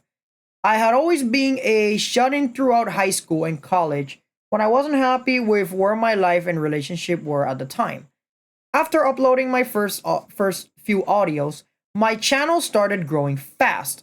This was the first time I was inundated with so many people wanting to know me and talk to me, and I got lost in the excitement of it all, not fully coming to terms with these messages being because of the kind of content I was making. I was immature and inexperienced with how to conduct myself online. I have never had many IRL friends and had met Rain during ASMR. I quickly became comfortable chatting with him about everything, divulging my grievances about my personal life when I shouldn't have. I cheated on my boyfriend with Rain in these conversations, flirting and sexting. I used Rain for emotional comfort and sexual fantasy while I let my real life relationship collapse. It was about my dissatisfaction with my personal life and escaping into messages with someone else who I found though content focused around GF and BFRP. It was never about climbing the ladder with Rain, and I find that being his takeaway from why I move on was baffling. By the time I was ready to debut as Cinder, I wanted to leave that in the past, and still to this day I regret my decisions and I've been living with it since, and I was lucky to be able to mend my relationships after this. Here's the thing, chat. Here's the thing. If Cinder was already frustrated with herself, right? She wa- she had a dissatisfaction with her personal life. So I still say to myself that her relationship with Red seems like a toxic one. In my opinion, here's again, this is speculation. This is not me throwing facts, but in my opinion, I personally think that Red manipulated Cinder into being together again. That's just my opinion. Because why the hell would you be with someone who pretty much fucked up your image through the mud and sees everybody that moves as competition? That he puts a target on everyone's back. Hell, you know what'd be funny? You know what'd be really fucking funny? If they literally tried to belittle me for whatever reason. But that's not gonna happen. You know, I'm a VTuber that nobody knows. Who the fuck is gonna? Well, I mean, actually, I shouldn't jinx it because I'm pretty sure there may be someone out there who has an unending grudge against me while I'm just here vibing. But anyways, and lastly, I want to address Peaches. Peaches. I'm sorry, Chad. I'm sorry. This is a very big problem I have, and I'm sure many others in my position do too. At the end of the day, I am one person. I am one person working on multiple projects with multiple companies, talking to dozens of people, and streaming for hours almost every day. Well, when you have Red, you're not two people, but still. I've never had a big social battery, and I get tired very easily when interacting with people. I haven't had much energy at all over the past year, leading to me taking frequent naps. I've rarely been able to keep up with my closest handful of friends on a frequent basis, let alone everyone else. Red has always been a big help in keeping up with things, but he doesn't do everything. I'm so sorry I made you feel forgotten, Peaches. I'm so sorry I made you feel forgotten, Peaches. I've always cherished our friendship, and I was so incredibly excited to meet you in Paris. I'm so grateful for everything you could have done for me, and I've never thought to purposely drop you just because I could. I'm sorry, I know I've made a lot of people feel forgotten or ignored. It's so easy to get caught up in projects or what I'm doing, while I have the energy to do it, that people fall by the wayside. I understand the feelings of those who resent me over this. And all I can say is, I'm sorry. I don't know why, but when she when she was apologizing to Peaches, I kind of heard the Bowser song in my head. I don't know why. I don't deserve to be able to contact everyone involved directly to personally apologize, so I'll do it here in the chance they read it. Tonano, I'm so sorry I let things get to this point or even entertain the thought of you working exclusively with me. That's not fair to you. I wouldn't be here without you, and I wouldn't have been able to do most of what I've already done without you. I felt overly attached to our relationship over the past 4 years and loved your work so much that I wanted to make myself exclusive to your art and should have never sought those feelings to be reciprocated. Everything you've ever worked on for me was always so perfect, and I lost sight of how everyone else around me would have felt. I had no intentions of pressuring you into anything, but looking back at my clouded judgment, I can see how my messages felt that way. When I talked about how my models helped you improve, it meant that as looking back on how far we've come together, we've been friends for so long and cheered each other on when we both started growing and getting more opportunities like plushies, figures, etc. You had been my exclusive artist for full life 2D models for the majority of my time as a VTuber. And of course, I would have been sad if you didn't want to continue that relationship. But in all our other private DMs, I was okay with you ultimately doing what was best for yourself. I saw you as someone I trusted and loved and wanted to make sure you were still taking care of yourself with all the projects you took on, mine or otherwise. I never saw you just as a business partner. I thought I was reassuring you that I'd always be understanding you wanted to move on to other projects. I genuinely appreciated our friendship. I always saw you as a close friend and I'm sorry for what I put you through. To bow. Since the start, I have always admired you and how genuine you've always been to everyone. I wouldn't be here without you either. I'm disgusted with myself for buying into the narrative that my friends were competition, quote unquote. I never had such genuine friendships in my life, especially with you. We've gotten to know each other. Oh my god, sorry about that. We've gotten to know each other so well online and in person. You've already been through so much, and the last thing I'd want to do is cause more harm. But I did. I'm sorry for not reaching out sooner about these ideas that were put into my head. I wish I wish we would have been able to talk about this too.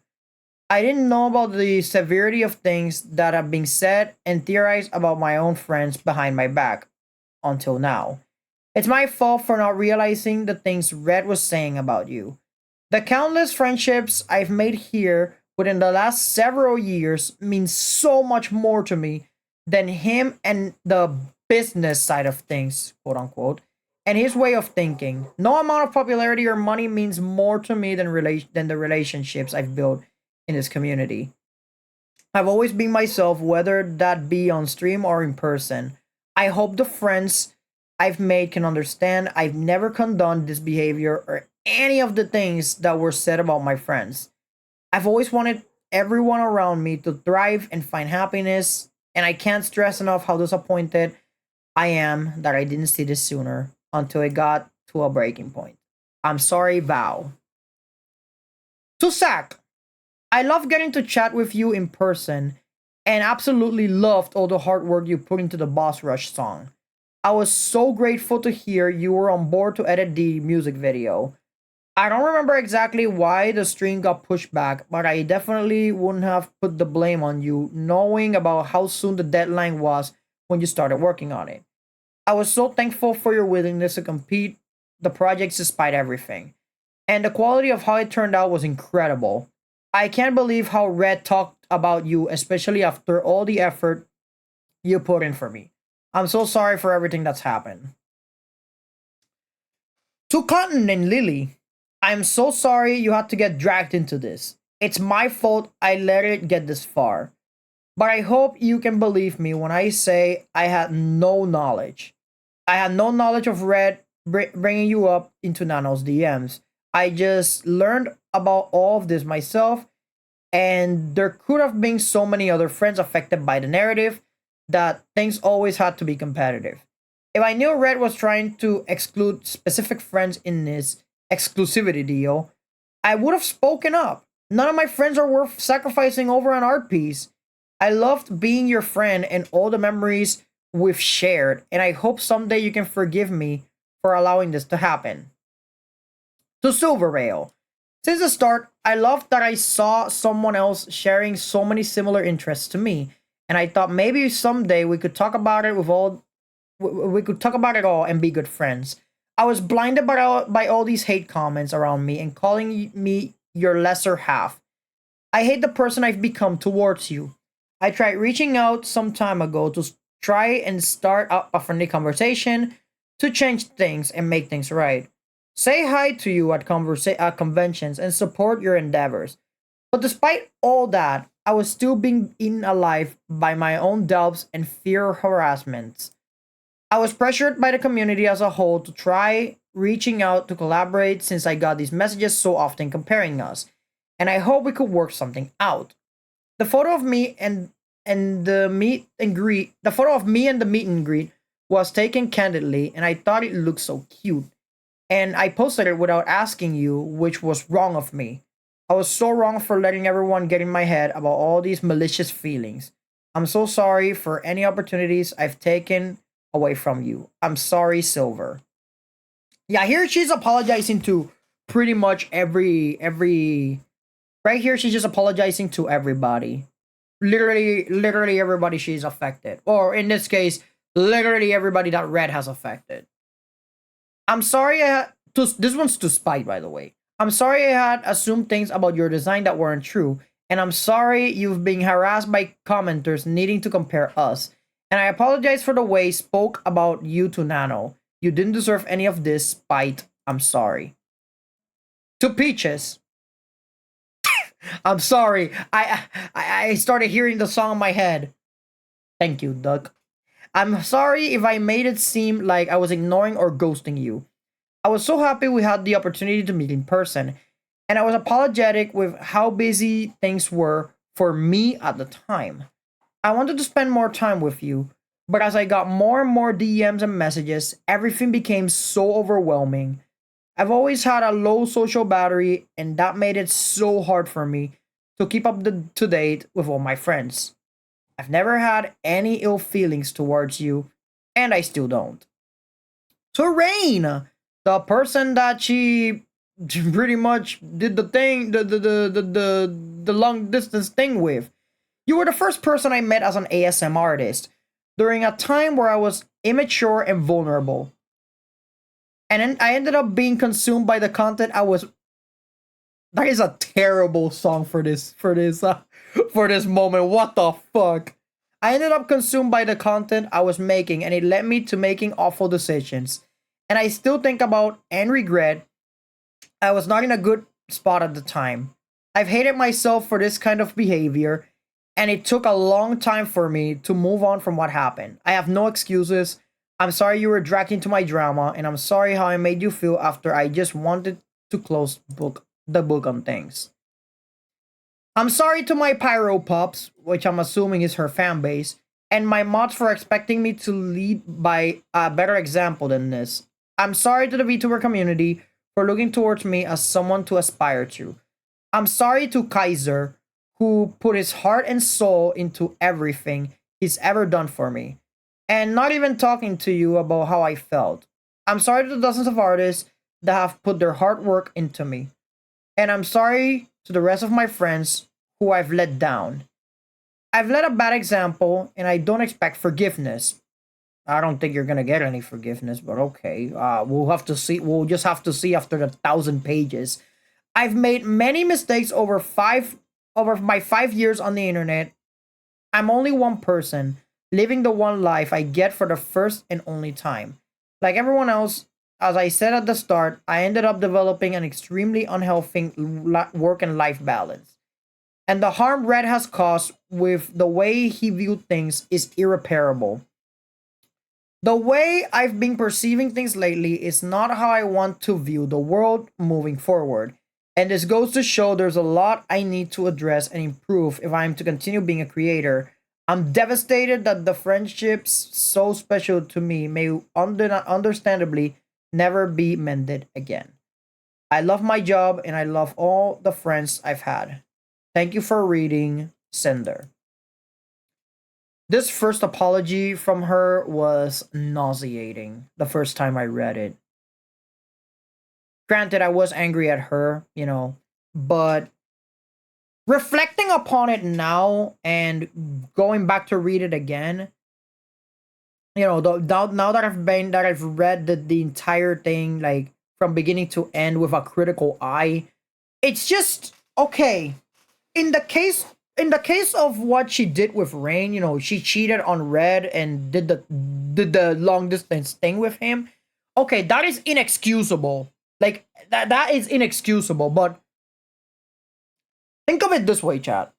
If you are unhappy with your life and you're unhappy with pretty much everything, well then again, that is no excuse to cheat on your significant other. But my God, in the case of Rain, and in this Rain situation, in the case of Cinder and Red, I feel like they're both at fault here. Like I feel like I disagree with both sides because Red is the one orchestrating all of this shit, and I've already stated how Red is an asshole. Well, from my point of view, Red is an asshole.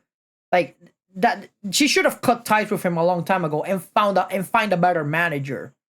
But it's also her fault as well for cheating on him in the relationship when you could have done something much more simpler, like for example, cutting ties with him.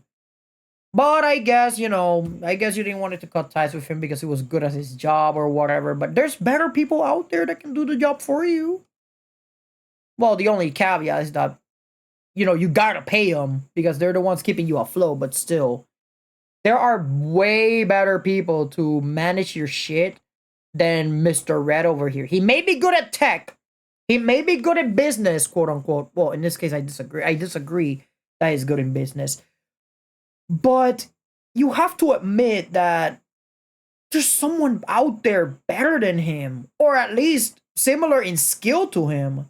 It doesn't have to be Red. It doesn't have to be him. So yeah, this entire thing, it was nauseating. It was nauseating to read the first time. But now that I have a critical eye and I'm also reading all of this, yeah. It's just this is making me more resentful towards Red than Cinder. I may hate the color orange, but Red is giving the color Red a bad name. He brings shame to the color itself. All right, so this is the apology. We already read the entire document. How much time do we have left? 2 hours. We still have all night, pretty much. Sorry, I'm allergic to bullshit. It may be the feathers from duck as well. I don't know. It's probably duck feathers. But anyways, let's continue. Now we're going to read things after the apology. Like we already reread the apology. Now we're gonna read the aftermath of it. The things I claimed and admitted to in my apology were based on what I knew at the time, what was published in everyone else's documents, and what Red told me right after. I shut him out when I shouldn't have. I made my apology without his help, without all the info in front of me, and without knowing the full scope of what happened, how it happened, or what to believe. I was under extreme stress and pressure to say something as soon as I could, and was expected to accept fault for everything I was accused of, but not guilty of doing. Some of the things I wrote were overly apologetic, and I made things sound worse than they already were because of the severity of the situation. The main takeaway people had from my apology was that I pushed everything into red and didn't take accountability for anything myself. Well, here's the thing. Both of you have to be held accountable because, first and foremost, red is your manager. And secondly, you're the person behind the VTuber avatar. So both of you are at fault here. Especially Red, since he dragged your name into the mud, but still. What I blame Red for in my apology, because he was guilty of doing them. Him telling me how great it would be to work together with Silverveil, and him holding a grudge against Bao, which again, bad idea. What I blame Red for in my apology when I was also guilty. Red was the one with the business-oriented outlook on things from the start. I adopted the same mindset myself from working together as time went on. I wrongly made it sound like I was brainwashed into thinking this way in my apology. You know how the phrase great minds think alike? Yeah, the same shit can happen when both minds think alike. The more time that you spend with people, the more it can influence you, and it can change you as a person. Sometimes it can lead to being a destructive person overall. For example, I used to have a friend who I played Final Fantasy with. I'm not gonna mention their name because I want to protect their identity. But I remember that I had a best friend who I played Final Fantasy 14 with. The moment she started hanging out with the other people from the raid group, she started, how should I say, becoming more hostile for whatever reason. She even cheated on her long distance girlfriend at the time, which I also will not mention. And again, she became more hostile towards everybody and even to me, her best friend. And in a time where I was crying because, I was frustrated and stuff. You know what she said to me? Oh, don't you dare fucking cry. Don't you dare fucking cry because I'm not gonna forgive you if you do. And I'm like, what the fuck? You're saying all this shit and you're telling me that it's wrong to have emotions if I'm frustrated. Okay. All right. So the more toxic she became, the more I stepped away from her. Honestly, it was horrible. It was a horrible experience. I do not wish it to someone.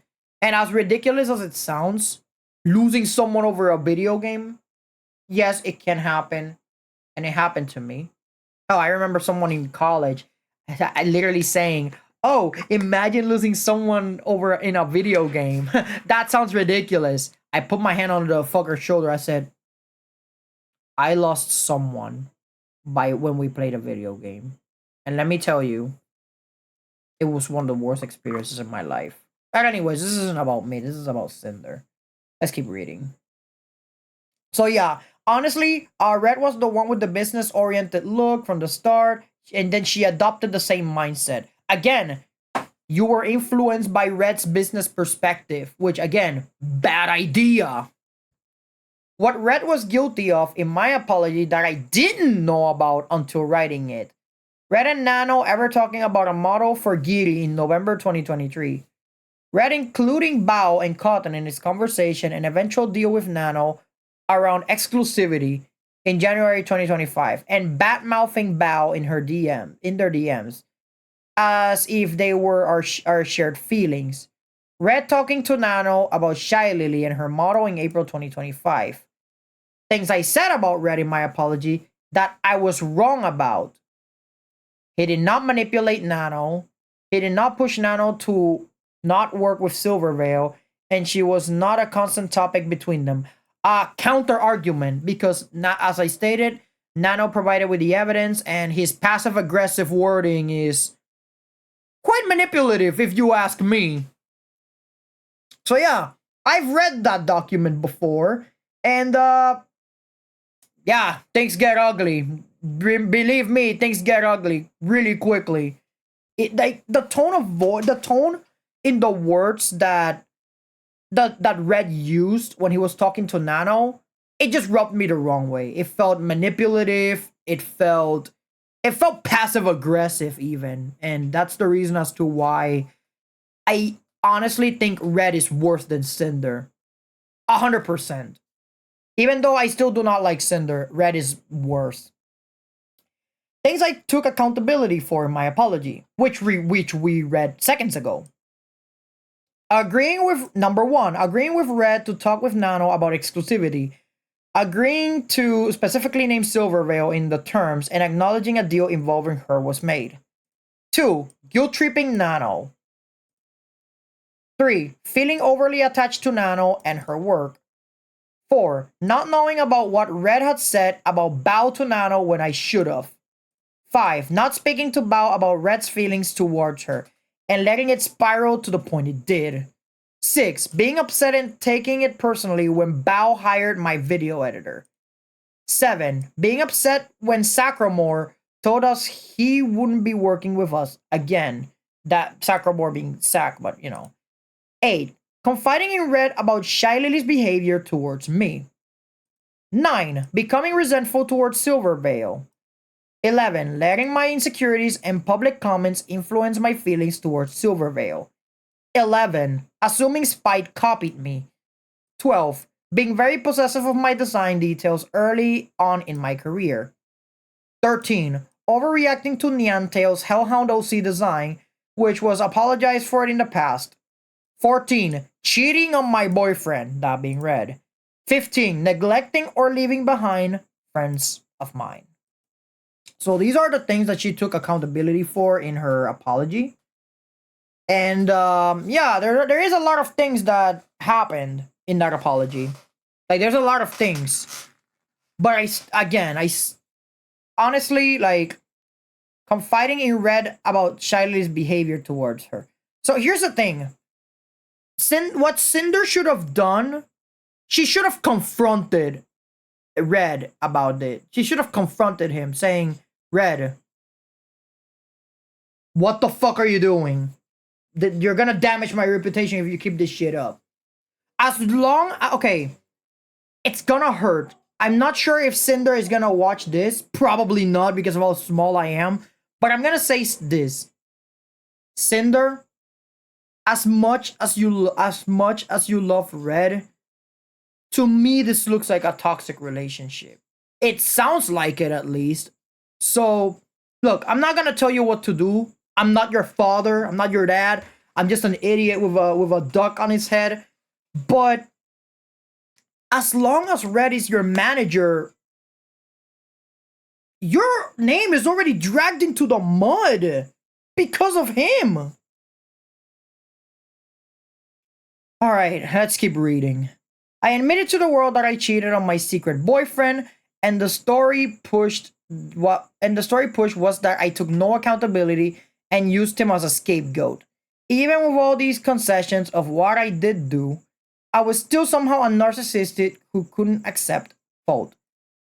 What I did was not admit to the right things. The people make these claims.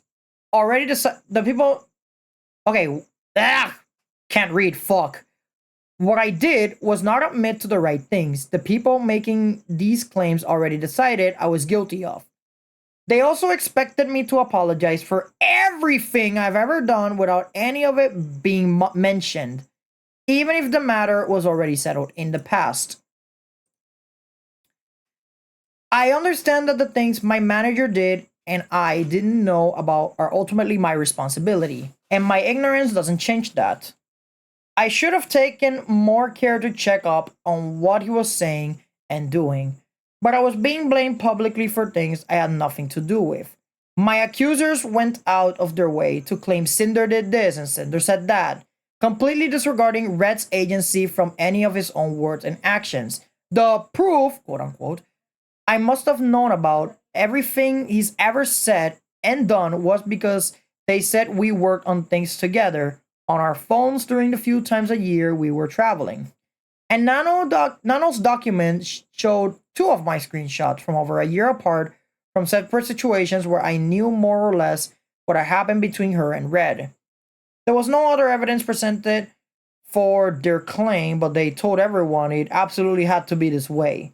Emphasis was placed on Red's usage of we and our, as if they could know for a fact that it meant Red was always speaking with my knowledge, approval, and oversight every single time he said it.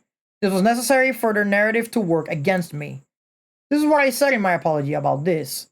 I do not condone anything about what Red said about Bao in these DMs either, and him using we and our in this context is abhorrently incorrect, and I believe was done to gain greater credibility what he was saying. So here's the thing.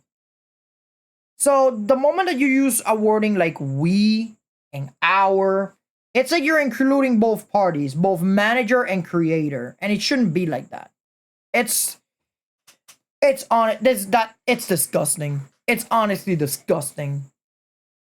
All right, look at this. We have Red's insight on this. Again, this part over here that's in blue, do take it do I'm gonna tell you guys to take all of this shit with a grain of salt, because I think that, in my opinion, Red is the worst of the two. So again, I'm gonna take all of this with a grain of salt. I have always been more or less the creative lead on things we did, like model designs, project ideas, and art in general. And Cinder often agreed with my creative judgment. Yeah, I don't know about that one. No lo sé, Rick. But the last time I checked, Cinder said that you both were arguing and shit with each other. So, yeah, maybe it was with the compromise and stuff, but yeah, I still don't trust him. She trusted me to do the communication I did for her without oversight. For example, a lot of times I would be the one talking to the artist we were working with, or were working with, who only knew me as Sinder's manager. If I knew the direction I wanted to take something, with or without talking to Cinder beforehand, and I said, I want this art to be like this, or instead of Cinder wants this art to be like this, then it felt like an awkward thing for me to say. In my mind, to the person we were working with, I'm just the manager, not the creator, not the streamer, not their client. What I myself wanted wasn't important. What Cinder wanted was. So in order to give in weight to what I would say, I started using we early on, without speaking for her directly, saying, Cinder, if we wanted to do something a certain way, then they give me agency by implying that we both agree and made the decision, that Cinder was aware of the decision being made, regardless of it she actually was or wasn't at the time, and that my words had meaning. I was speaking on we, the brand's behalf. It became a habit of mine to talk this way regarding any project or business dealings. I didn't start doing this because anyone told me I should be, but I didn't speak like this all the time or in every single message. It's not like Cinder never knew about what I was saying when saying we. If afterwards she did disagree with me on something, then I had to walk back and what I said and say that Cinder actually wants this way. Or for example, very often Cinder was on the same page as me beforehand, or would agree with what I said about without her knowledge, using we afterwards. In the case of the exclusivity deal with Nano, I said we when talking with Bao. So it did seem like Cinder also backed how I felt. Cinder not only wasn't aware of this, but I knew she didn't agree with me about what I was saying. In our conversation, Nano said herself that she was not really down with working with people who Cinder didn't want her to, who Cinder or didn't want or her to. So I made sure to tell Nano how we felt, expressing my own feelings to her as if they were both ours. This will all be shown in Nano's section. Here's the thing. I do not trust him for shit at all. Especially because, Yeah, he has done this, and he started saying we as if Cinder agreed to this shit. As if Cinder agreed to talk about all of this and stuff. But yeah, this again. I would not trust this guy carrying the groceries, let alone managing my VTuber stuff. Hell no, no, just no, just no. There are three things in my apology I need to correct that will be shown in full detail in this document. So this is Cinder speaking, by the way. How many pages was this? 11 pages. Okay. Missing information, lies, and incorrect statements in my apology. Alright. I left out a lot of information regarding my experience with Silvervale in trying to overly apologize to her, and ended up making things sound so much worse than what really happened. I lied about not knowing what Red spoke to Nano about Spite in 2023 to not make things worse for myself by revealing more than Nano or Spite did about what happened regarding her. Okay, so she knew. Wait, so she knew that so she knew about that Red was talking about was huh. So you knew about this whole conversation with Red and Nano about Spite.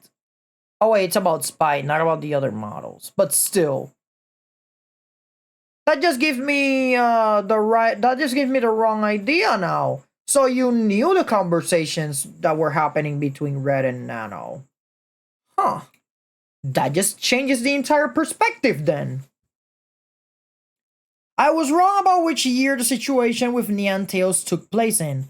I wrote that it was after my debut, but it was actually an entire year earlier. So it was way earlier than that, huh?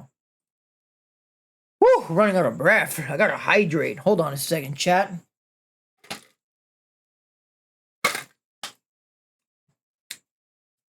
Drank my potion. We're already full. All right, let's keep going. Oh boy, we have a lot of pages to go. My apology and the accusations made against me did not cover everything Red and I have done wrong. I've laid out everything below that will be presented through this document so we can address them and take responsibility. Explaining the motives and reasoning behind our actions are not meant to justify or diminish them, or the feelings of those affected, but to understand why they happened. Every one of us, or both of us, are guilty of that accountability, is taken for and shown in this document in the order they were presented in. We both became neglectful of many friendships and personal relationships online and IRL. Red and I became consumed by our work and prioritized my career over all else. Red considered everyone, including our friends, competition to some degree, and I agreed. Again, bad idea. Very, very bad idea. Red and I left Tricky at our hotel in Tokyo one day during our Japan trip in October of 2024. I chose to distance myself from Cotton after what happened between her and a friend. I tried going back on my agreement with the artist Nixu in April of 2025. Red asked Nano to not work with Spite in January 2023 and told me about it afterwards. I lied about not knowing he spoke to her about Spite in my apology to avoid talking about it. So he knew. So she knew. She knew about the whole conversation with Spite, but she did nothing to stop him. She did absolutely nothing to stop him. Red initially dissuaded Nano from accepting a model from Geary in November 2023.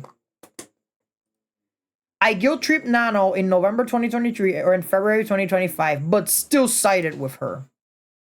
Red reassured Nano about her considering and canceling Bao's model in August of 2024.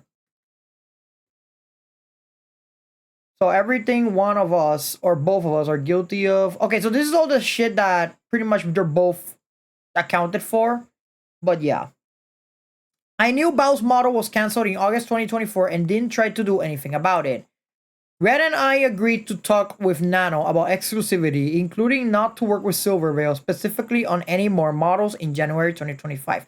Dude, I would be so pissed if I had an artist work on my model and then they suddenly cancel it simply because another VTuber's manager just said, "Yeah, cancel this guy's model."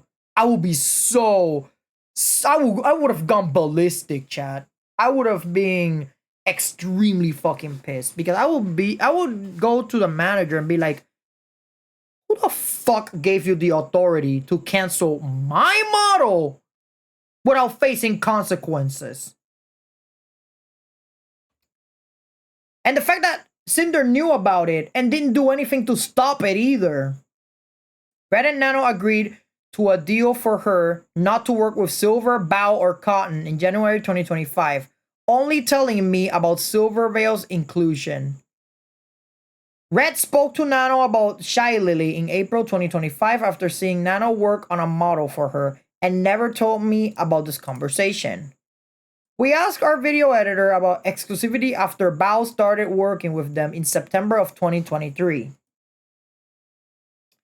Red convinced himself Bao gatekept her video editor to hurt our future music video projects in December 2024, then held a grudge and list of grievances against her. The last person you want as a friend is someone who's spiteful and someone who's grudgeful. Why else do you think I cut ties with my Final Fantasy friend a long ass time ago? Why else do you guys think I cut ties with her? I didn't speak to Bao to clear things up about what I knew Red held against her, and it led to me being an awful friend to her for months at the start of 2025. Both Red and I mismanaged the planning and communication with Numi about her concert at the start of February 2025. I pulled out performing in her show and almost didn't go after choosing business over my friend. Hold on a second, chat. I have to clean my glasses real quick. Oh god. Okay, that's better. We both grew to dislike Silverveil over the past few years for various reasons, including harassment and comparisons, my own insecurities, and how Silverveil acted towards me. Well, again, not many people like Silverveil, so it's not like you were pretty much excluded from the whole hating Silverveil thing. Well, in my case towards Silverveil, I'm completely neutral, so yeah, I don't know. I feel nothing towards Silverveil right now. Red asked an artist not to work with Silverveil in March 2025 and never told me about it. Oh yeah, that she didn't know. Red and I assumed Spike was copying me in 2022 and early 2023. I overreacted to Nianteo's Hellhound OC design in 2021. Every claim of wrongdoing that was made against Red or I that isn't listed above is not true. Wait. Every claim of wrongdoing that was made against Red or her that is listed above is not true. Okay, so what you're saying is all of this is bullshit. So you just wasted my time making me read all of this. What? What? You're saying that all of this is bullshit? Why include it in the apology then? What the fuck? Whether it was an assumption or a lie in someone's document or statement about me or verbally on stream, I would list the false accusations here. But there's been such a ridiculous amount at this point that I do not even know where to start. I will let this document speak for itself. These actions were not over years, like the public was told. The majority of these actions happened in an 8-month span of August 2024 to April 2025. How each person was affected, if they were affected at all, is explained throughout this document. Nothing was black and white, and none of these actions were motivated by jealousy, envy, greed, or being malicious for the sake of it. My friends. All right, here we go. Gonna talk about her friends. It's been falsely claimed that I was using, manipulating, sabotaging, betraying, and backstabbing all of my friends for years in an effort to deplatform them and ruin their careers. There was never some kind of years-long strand conspiracy and deceit against anyone, and I have never pushed the ladder down behind me. I have never been jealous or envious of any of my friends or anyone else. I don't know. You were envious towards Silverbale since you were being compared to her, so yeah. Contradicting yourself over there, Cinder. My friends were not stepping stones I used to further myself. I loved my friends. Our experiences together were real. Our memories together are real. It hurts that I even need to say that here. There are plenty of things my friends know I've done for them, helped them with, or included them for no other reason that they were my friends. I've always answered their questions and offered them advice when they asked. Done my best to be there and support them at their debuts. With their own endeavors, I've personally bought so much of their merch for myself without ever saying so. I literally brought brownies my mom made across the country to share with them. I spent my own time. I spent my own time making one of a kind cosplay pieces for the VTubers for them, for no other reason than they were being my friends. More than the three finished pieces below were planned for more of my friends, including Bao. Before I put all my crafting focus into my Nihilister cosplay. It meant a lot to me that I could make things that meant a lot to them. Okay, so these are the cosplay pieces that she mentioned. But the Cinder, my question is, what the fuck does cosplay have to do with with the fact that Red pretty much, oh my god. Oh my god. Oh my god. Chat, I am losing more brain cells the more time I read this shit. Cosplay has nothing to do with the things that Cinder and Red did. Absolutely not. So, yeah, we can see the cosplay pieces there. You know, this and that and the knife and shit. Give me the situation. Don't give me cosplays. This has nothing to do with it.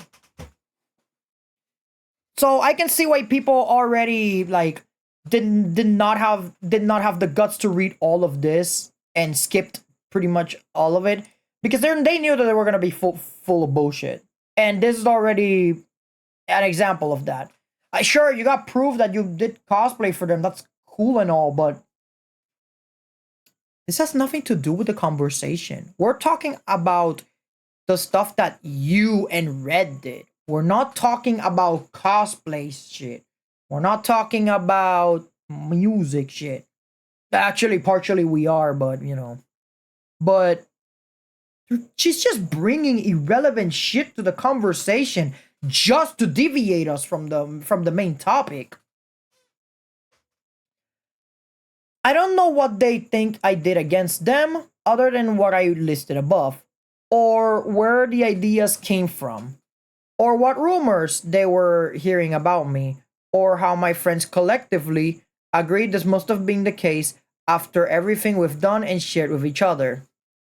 I absolutely could have been a much better friend, but I just can't believe every single one of them thought this little of me at a moment's notice. There were about a dozen. My model is twitching, hold on. There were about a dozen of my friends involved before Nano was posted. And still not one of them said anything to me before they were posted publicly. A lot of my friendships did suffer due to where priorities have been, especially over the course of 2024. Because of my focus being overwhelmingly on work and less on my personal relationships outside of it, so pretty much being terminally online, I neglected people I cared about. And so did Red. both online and IRL, even my closest friends, unless it was about work. I didn't put as much energy into just talking and hanging out. But that's not to say I never did and never wanted to, or disliked them for any reason. I had my things going on, and I know they had theirs. When I wasn't streaming or working on something, I'd be isolating or hanging out with Red to decompress. And I didn't have the energy to socialize. I tried to plan collabs with friends as often as I could, and it was a way to hang out while still appeasing my content brain. My collabs with my friends were made into YouTube videos, but to say that I was using them for that, as if countless other VTubers don't do the same thing, is crazy. When I was traveling to see my friends, all I wanted to do was hang out and spend as much time together as I could.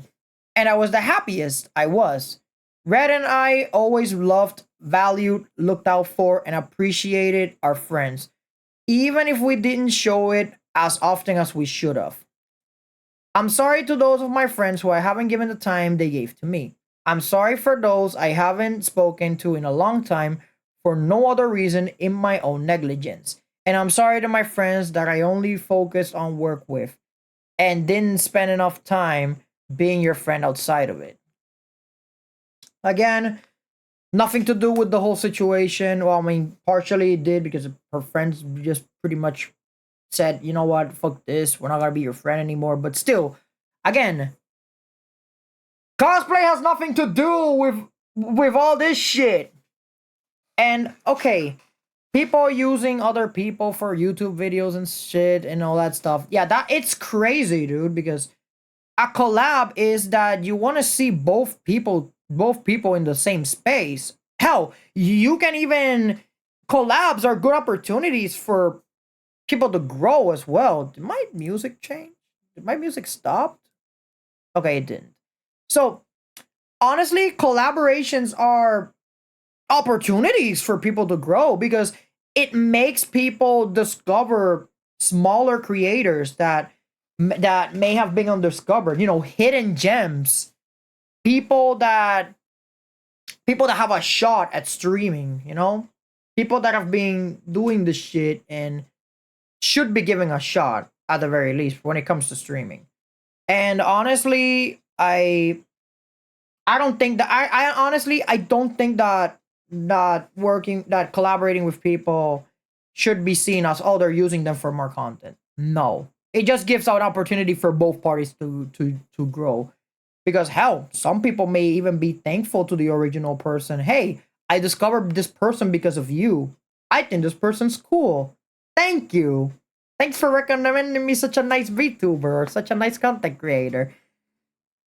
That's what collabs are for. It's pretty much a win-win for both parties. So, no, I just wanted to give my own insight on how collabs should work and how collabs should be seen and all that stuff.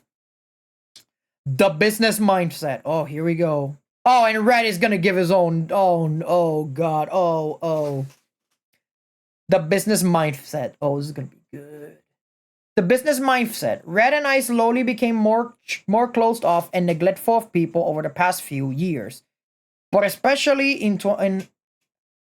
throughout 2024, focusing more and more on our time and more of our time and energy on this career work. On this career. Oh my bad. On this career.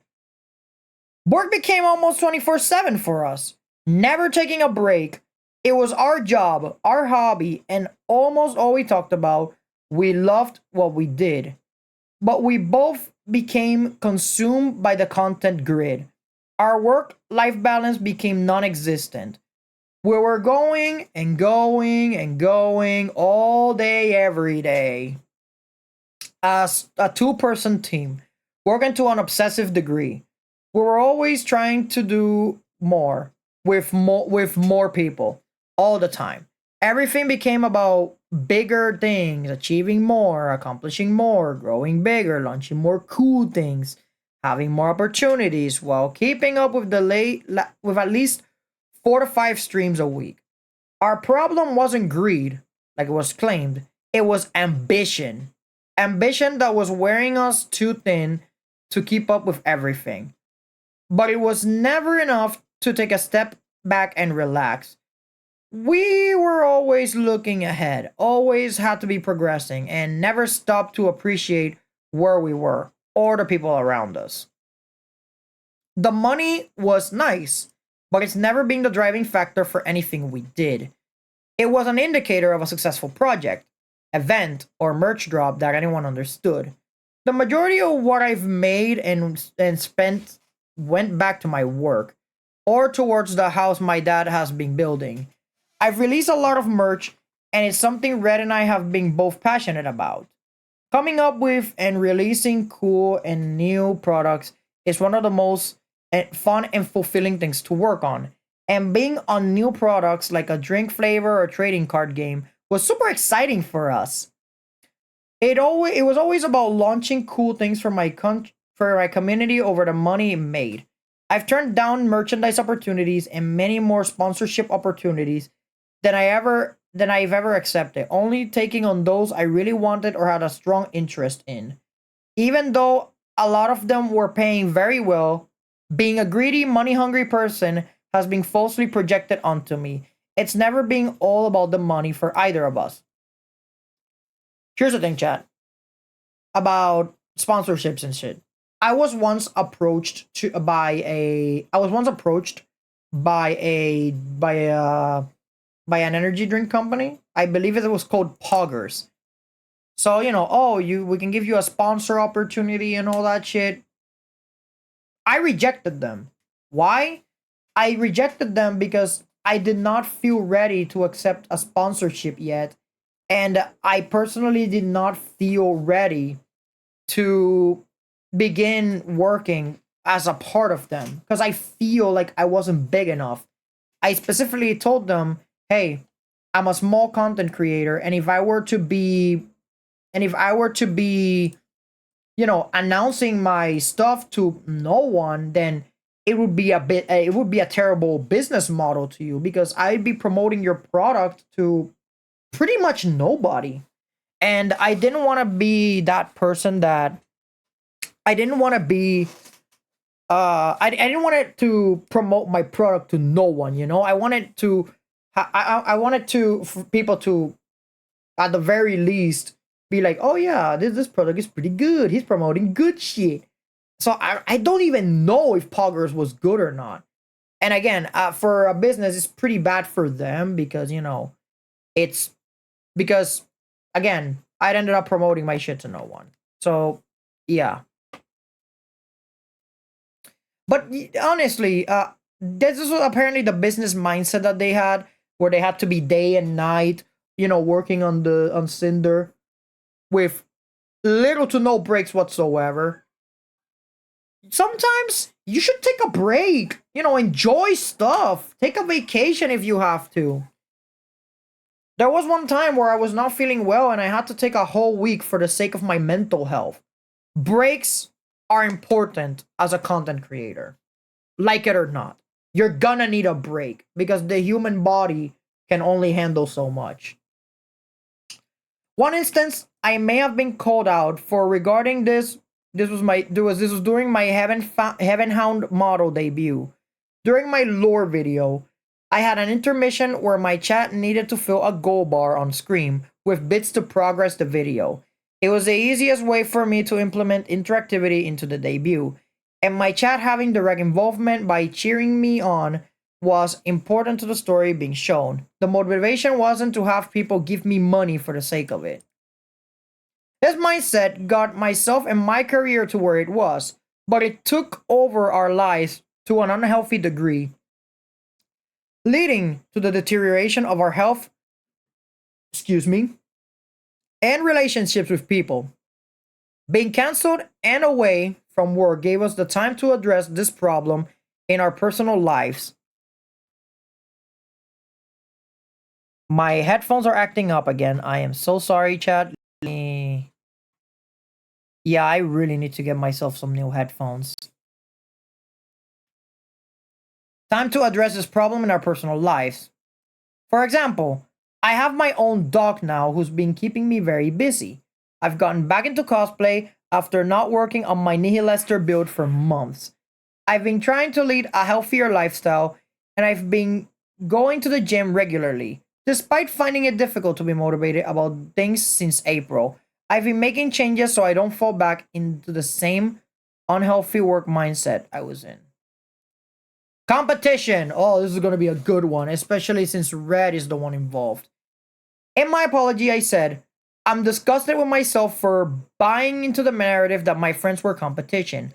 I just learned about all of this myself, and there could have been so many of our friends affected by the narrative that things always had to be competitive. Red always considered everyone our competition, including my friends. I understood and agree with this reasoning below. It didn't change anything between my friends and I. I didn't treat them any differently because of it. The only person I became directly competitive against was Silvervale, and that wasn't right of me. Yeah, my headphones are acting up again. All I can hear from the music is crunch. Sorry about that, chat.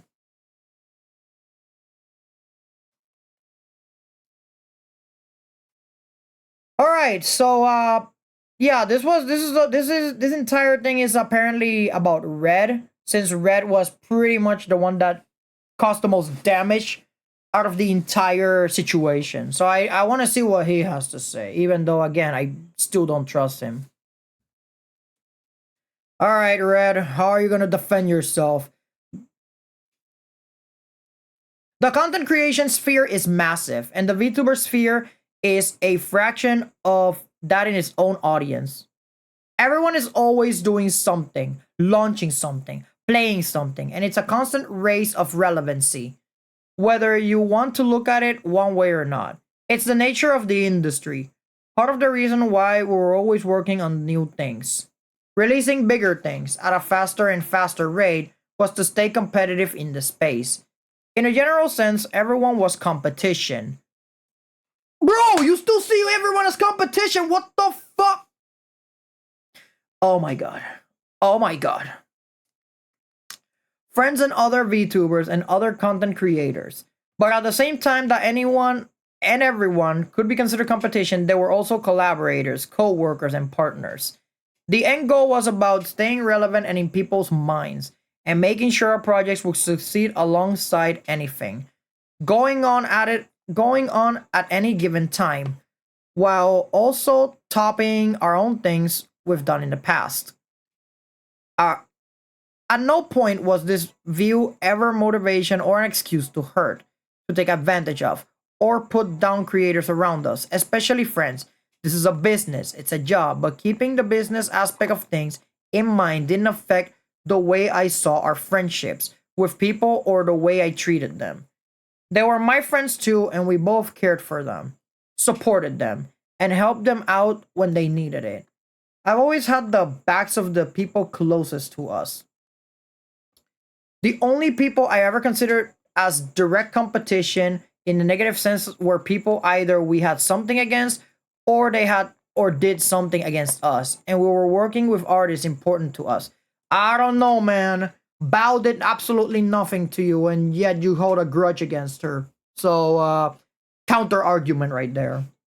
By April of 2025, this was only Silvervale from how she acted towards Cinder for years.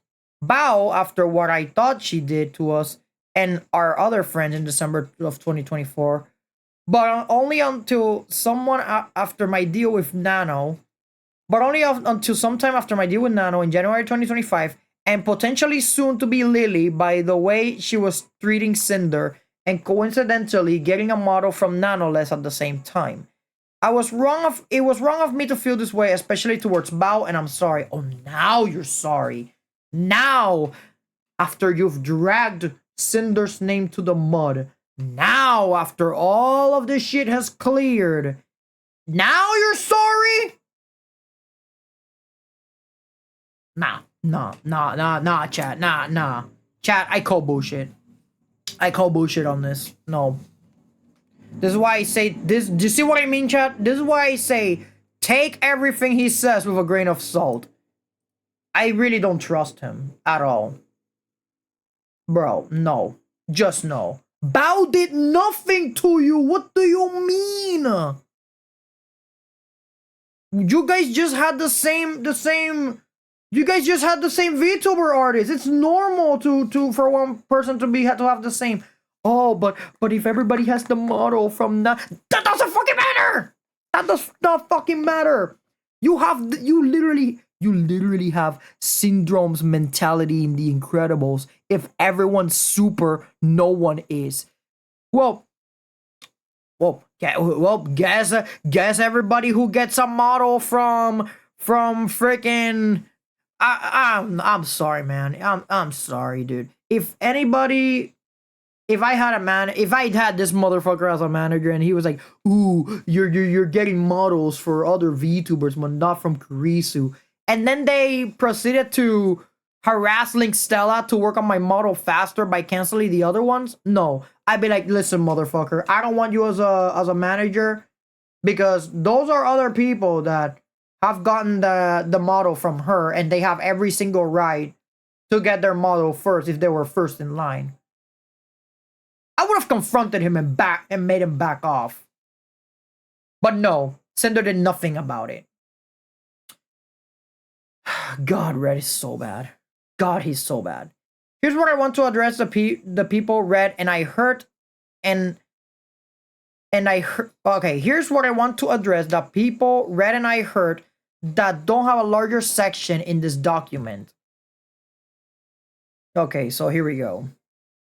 Oh, this one's marked. Oh wait, no, that's a yeah, that's a message, I think. Yeah, it's a message.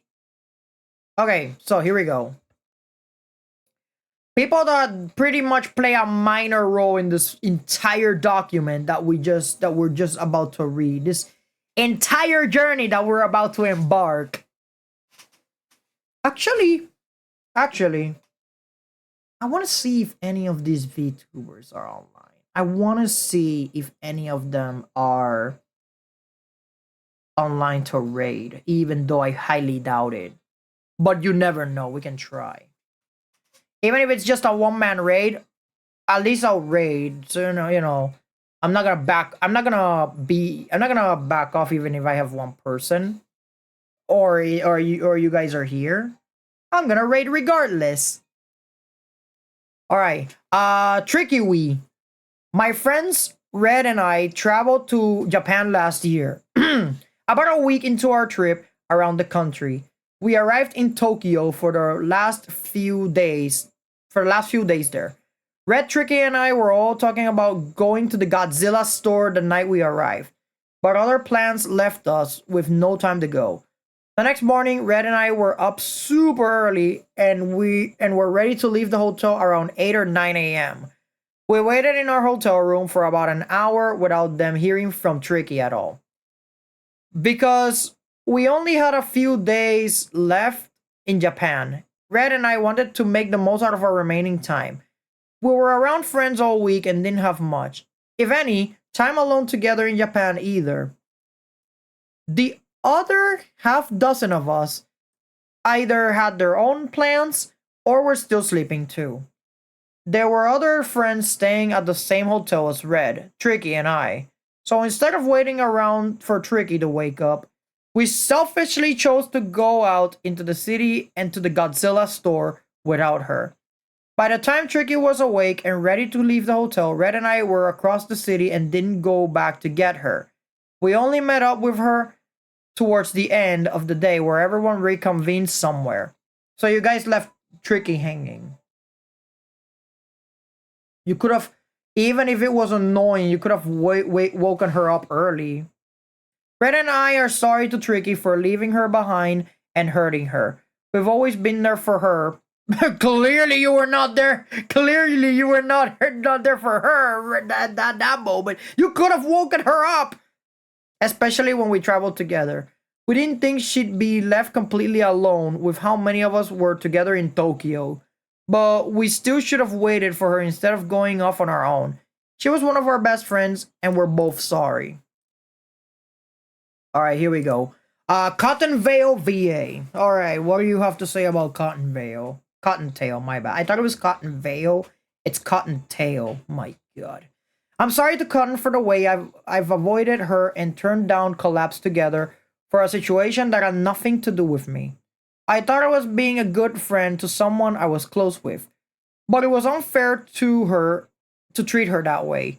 I did not agree with how Red included her name in his deal with Nano, and I wouldn't have let him if I knew about it, regardless of how I felt about her at the time.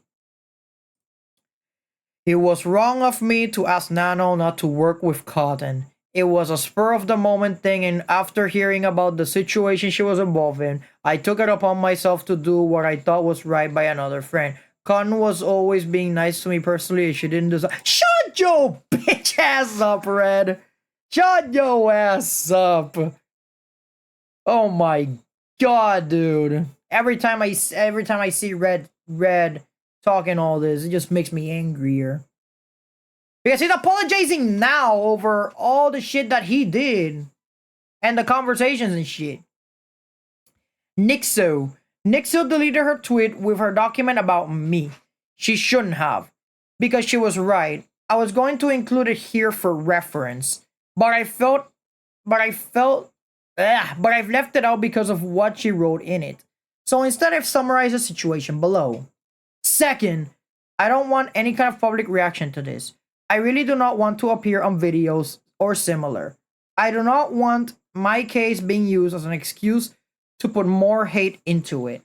I just want to share and let it off my chest. Now I'll probably delete it in the end. Nixiu, or Iomaya AF, is an artist that reached out to me via email about making artwork in exchange for showing it off and giving a shout out to her Patreon on stream.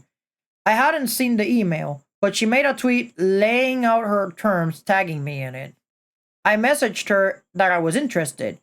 I put her in a contact with Red. Oh no, again. And he handled things from there. Again, bad idea. Through Red, we made our agreement. It wasn't until she had a large portion of the sketch finished where I had changed my mind about our agreement and didn't want to do it anymore. I don't know what was going through my head or what was my reason for this, but I told Red to call it off.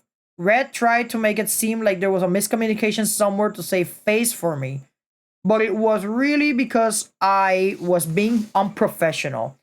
He talked to me and agreed to follow through with the art showcase and shout out on my stream. However, I failed to follow Nixiu's terms as they were agreed upon. I didn't verbally shout out her Patreon and only showed the link to it was on her artwork.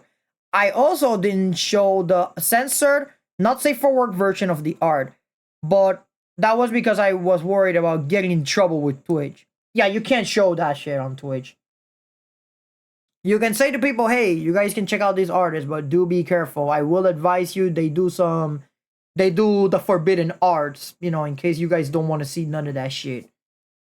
Yeah, they literally draw the forbidden arts. At the very least, you could have given them a heads up with the whole situation and shit. This was an unprecedented situation I caused with an artist, and I've never done something like this with anyone else. I handled an agreement I made extremely and regrettably unprofessionally. This was way out of character for me, and I'm sorry for Nick's show for how I handled things and for the stress I caused her. I encourage everyone reading this to please support her and her incredible work. Oh, don't worry. I will find Nick's show. What was the name again? Iomaya AF. I may approach her, actually. I may actually approach her and try to read this shit together, because I don't think I can read this shit together alone, I mean, sure, Duck is keeping me company, but I feel I'm gonna need more than Duck to read the whole document. We've read a lot of the holy shit. We've already read a lot of this already. All right. Oh boy, we're getting into the sweet stuff now. You guys ready for this, chat? We're going into the nanoless section. Boom! 228 pages. 228 pages with Nanoless. But before we read this, we need to read Nanoless' document for reference. Okay, so Nano's document for reference, terminating my work with Cinder. So we're gonna click this Google link. We're gonna click this link. There's a lot of shit here. There is a lot of crap in here that we can read. 21 pages. It should be enough to end the stream, I guess. But yeah, you can see here the reason as to why Nanoless cut ties with Cinder. So we are going to read this. I read it once, but now I'm reading it with a critical eye. So we're gonna read Nanoless's document, and then we'll be going back to Cinder, if we even have time to begin with.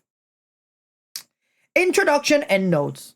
I wanted to share my experience with Cinder and Red manipulating me, using me, and dragging me into drama while sabotaging, slandering, and spreading lies. My motto is being wonky. I'm so sorry, chat. And spreading lies about people I thought were her closest friends. Not only do I no longer wish to work with Cinder, but I want to share what I've endured over the years and shed light on what she has been doing behind people's backs to protect artists and friends that may be experiencing something similar. Correction, what Red did to you, that is. I struggled a lot with writing this document and wasn't sure if what I felt and experienced working was real or just burnout, but I think this proves that I was lied to and manipulated over the course of years while working with Cinder. Note, based on working with Redacted, or Red, Cinder's manager, and Cinder over the years, that I am sure they speak for each other. They speak for each other, and there is no reason to believe Red was acting without Cinder's consent and knowledge, which in some instances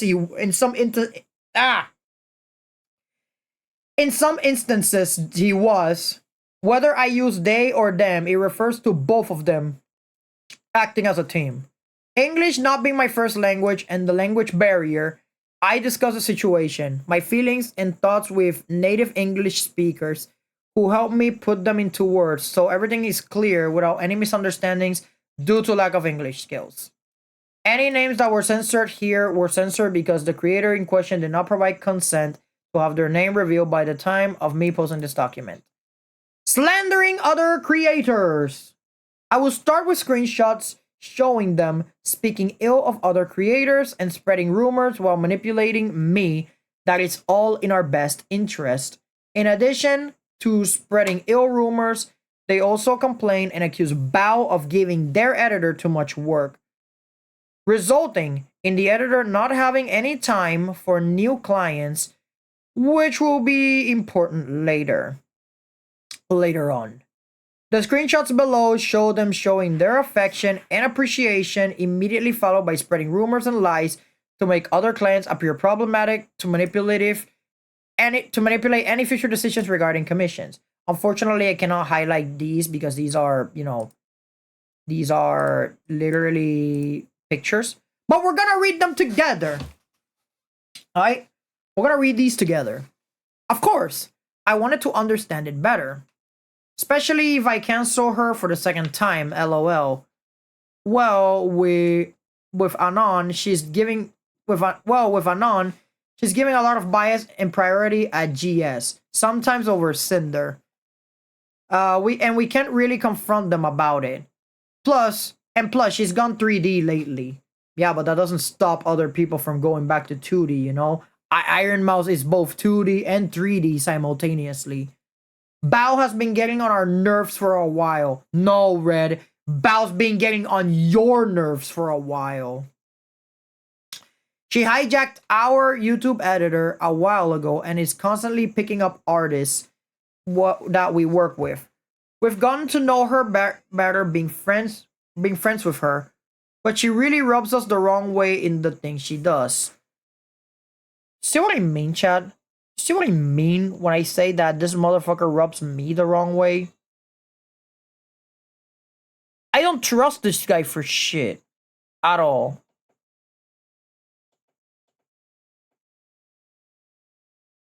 My God. All right. What else? We wanted to try and safeguard our most important artist from her. Since she's already taking our editor. Again, not again, one artist is not your artist. That's everybody's artist. So again, this is such a, from a business perspective, this is such a stupid mentality. This is an absolutely abhorrent mentality. Like from a business perspective, this situation, this way of thinking is ass. It's absolutely heinous even. And he's using we and us a lot, which it's as if she knew this was happening. Well, some of it she knew, but some of it she didn't knew. I still think I honestly I still think that Cinder does needs to get a better manager, but that's just me. Cinder really needs to get a better manager. One that is professional about this type of thing, you know?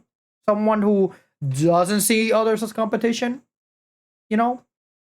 Someone like that. But no.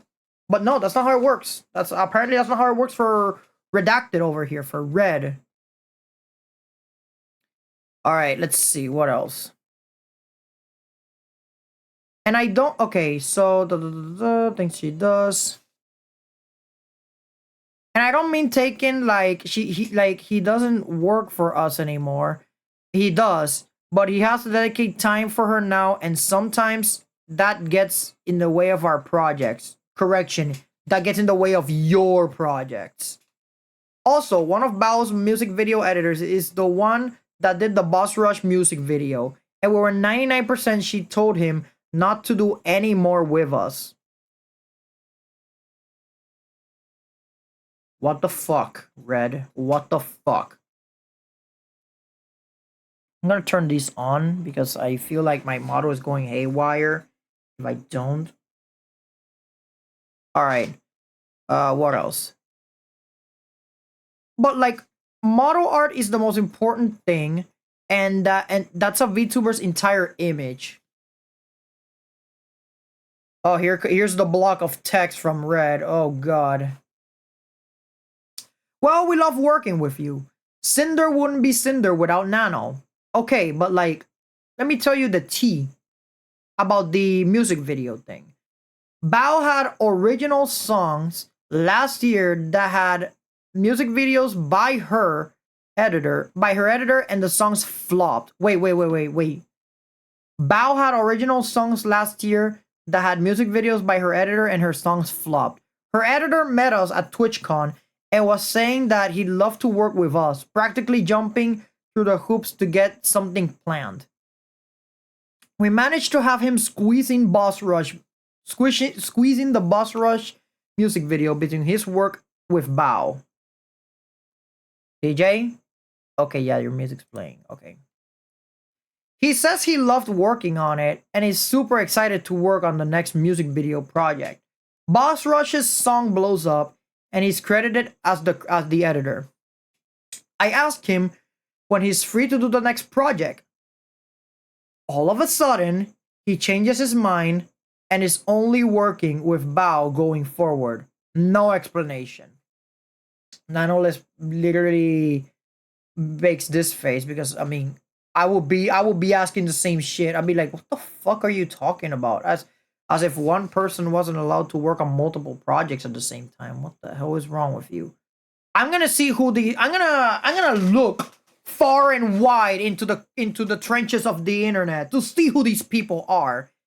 And if there is any of these people who would love to, you know, hop on the channel to give their own insight on the situation, I love to hear their story. You know, I love to hear their opinion.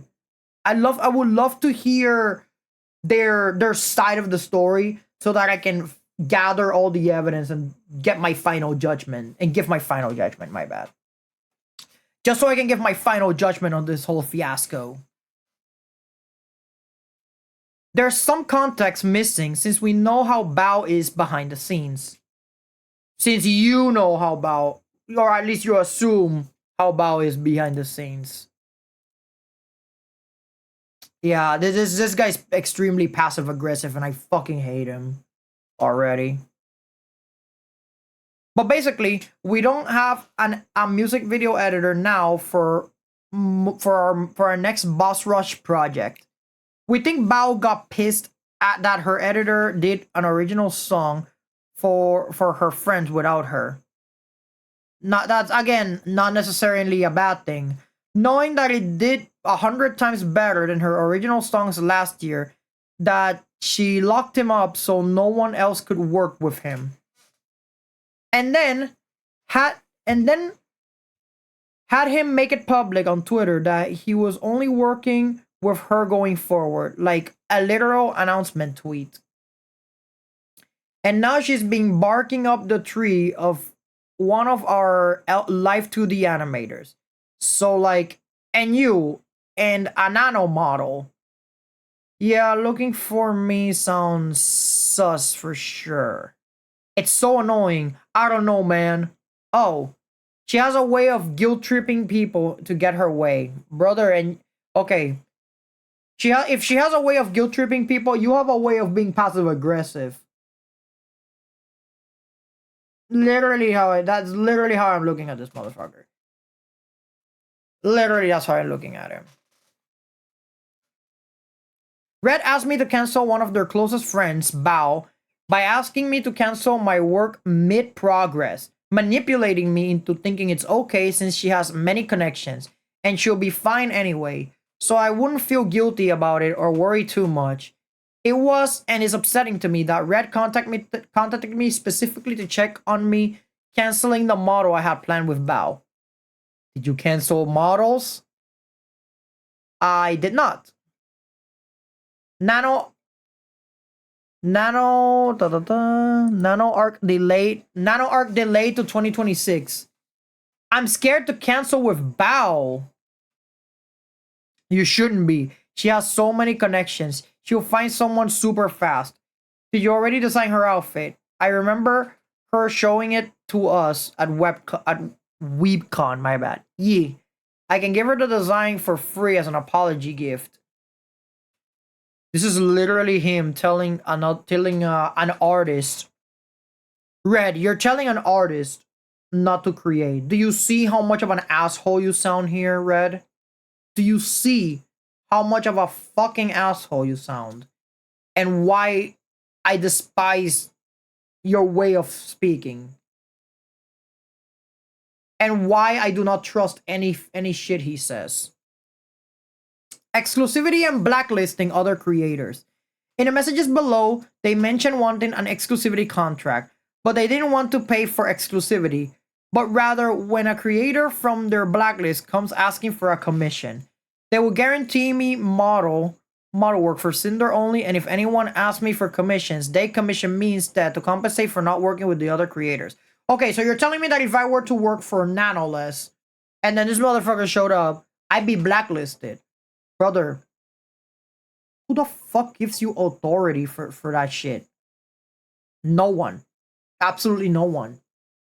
This is disgusting. This is absolutely this is disgusting. This is absolutely disgusting. From a manager standpoint, this is disgusting. Brother, if I had a manager that did this shit to me, that did this shit on my back, they would not hear the end of it. They would really not hear the end of it. And if they were in front of me, I'd probably punch their face too. Oh my god. Okay. Commissions, a commission for not working with. This felt very strange given that one of the accusations they made was overworking their editor, yet their solution, quote unquote, to me working with other creators was for them to essentially overwork me to keep me from working on other projects. So you're accusing Bao of overworking someone, yet here you are trying to overwork Nanoless for working on another project. What the fuck? What the fuck? The messages below show that their primary concern is that the more non-Cinder models I make, the less valuable my existing models become. Again, his mentality of if everyone's super, no one is. It's hard to say how much this messed up with my mind as an artist, and that by working with other people, I'm somehow making my existing models less special. Following screenshot is one of them setting up the blacklist, saying I am not allowed to work with any new clients or create any new outfits for VTuber 1, specifically, and justifying those things by saying that with each model, my art becomes less unique and special, and therefore Cinder somehow will become less special. Screenshots below. The idea that my work as an artist and designer is devalued by working with other people is insane and hurtful. After realizing what taking a deal with them would really mean for both my workload and mental health, I backed out. I mean, like, if we wanted to have some kind of model exclusivity, what would you need to make that sustainable for you? Maybe you can share one of your ideas and I can check what I think. Okay, so I got some ideas for this, I guess. I was driving. What are you thinking? Okay, so ask help from my friends. They don't know it's you. Don't worry. So a monthly fee, calculating my monthly earnings. Also, how long would this be, and if this counts for models I already worked on? Motherfucker, if Nanoless canceled one of Iron Mouse's models because of your ass. Oh boy. Oh my god. Well, I think the main things we're looking for are for you not to take on any brand new model clients and to not make any new models or outfits with Anon again. You'd still be able to work on models or outfits with all your other existing babies, and your artwork commissions wouldn't be affected. One of our concerns is that more nano babies means nano models don't have the same value anymore. So, okay. So you could say I would technically be banned from getting a nanoless model, which again, bad idea. And again, it makes your brand look extremely terrible. Oh god, nanoless, you poor thing. Red, you piece of shit. You selfish piece of shit. Oh my god, let's keep reading. Oh my god. And second is that there's a few people that we just would rather not be able to have a model from you. Maybe not any video babies at all. The reason why I brought this up at all is that there's been a lot of bias with another one of our partners with certain creators. And we'd rather these creators not have what makes them Cinder unique, which is our work. Just drama. What about we can pay blank for you? We can pay Anon for you, and you don't have to discount it from the next payment, and we'll continue giving you lots of model work. I think around 4 this year right now, but you don't work with Anon 2 or Anon 3 at all again, models or art. I don't think you've ever done anything with Anon or Anon 2 before. We also have another GS label for you too, the AFK. Is there any way to add a little bit more since Anon still asks for art every now and then? We could do it like when Anon asks for art, you tell her no, and then tell us to buy another art piece. Like, so you still get a job from it. Oh my god. Another example of speaking ill of other creators right after they saw I was working with Shy Lily, trying to, once again, make the idea of working with other clients seem like I am setting myself up with problematic people who will do me no good in the long run to get me to reconsider working with them. They also continuously kept asking about my other clients' plans, which for them made the antenna go up and immediately went into slandering Lily. They consistently try to pressure me that despite their best efforts, they just happen to keep trying to bring drama in as reasons for me to go exclusive and that working only with Cinder is them trying to look out for me. Hey Nano, do you have more plans with Lily besides just this model, like outfits or merch or anything? Being just the model so far. Okay, her asking you for a model recently just made the antenna go up. She's been acting weird towards Cinder, and we don't know if something's going on.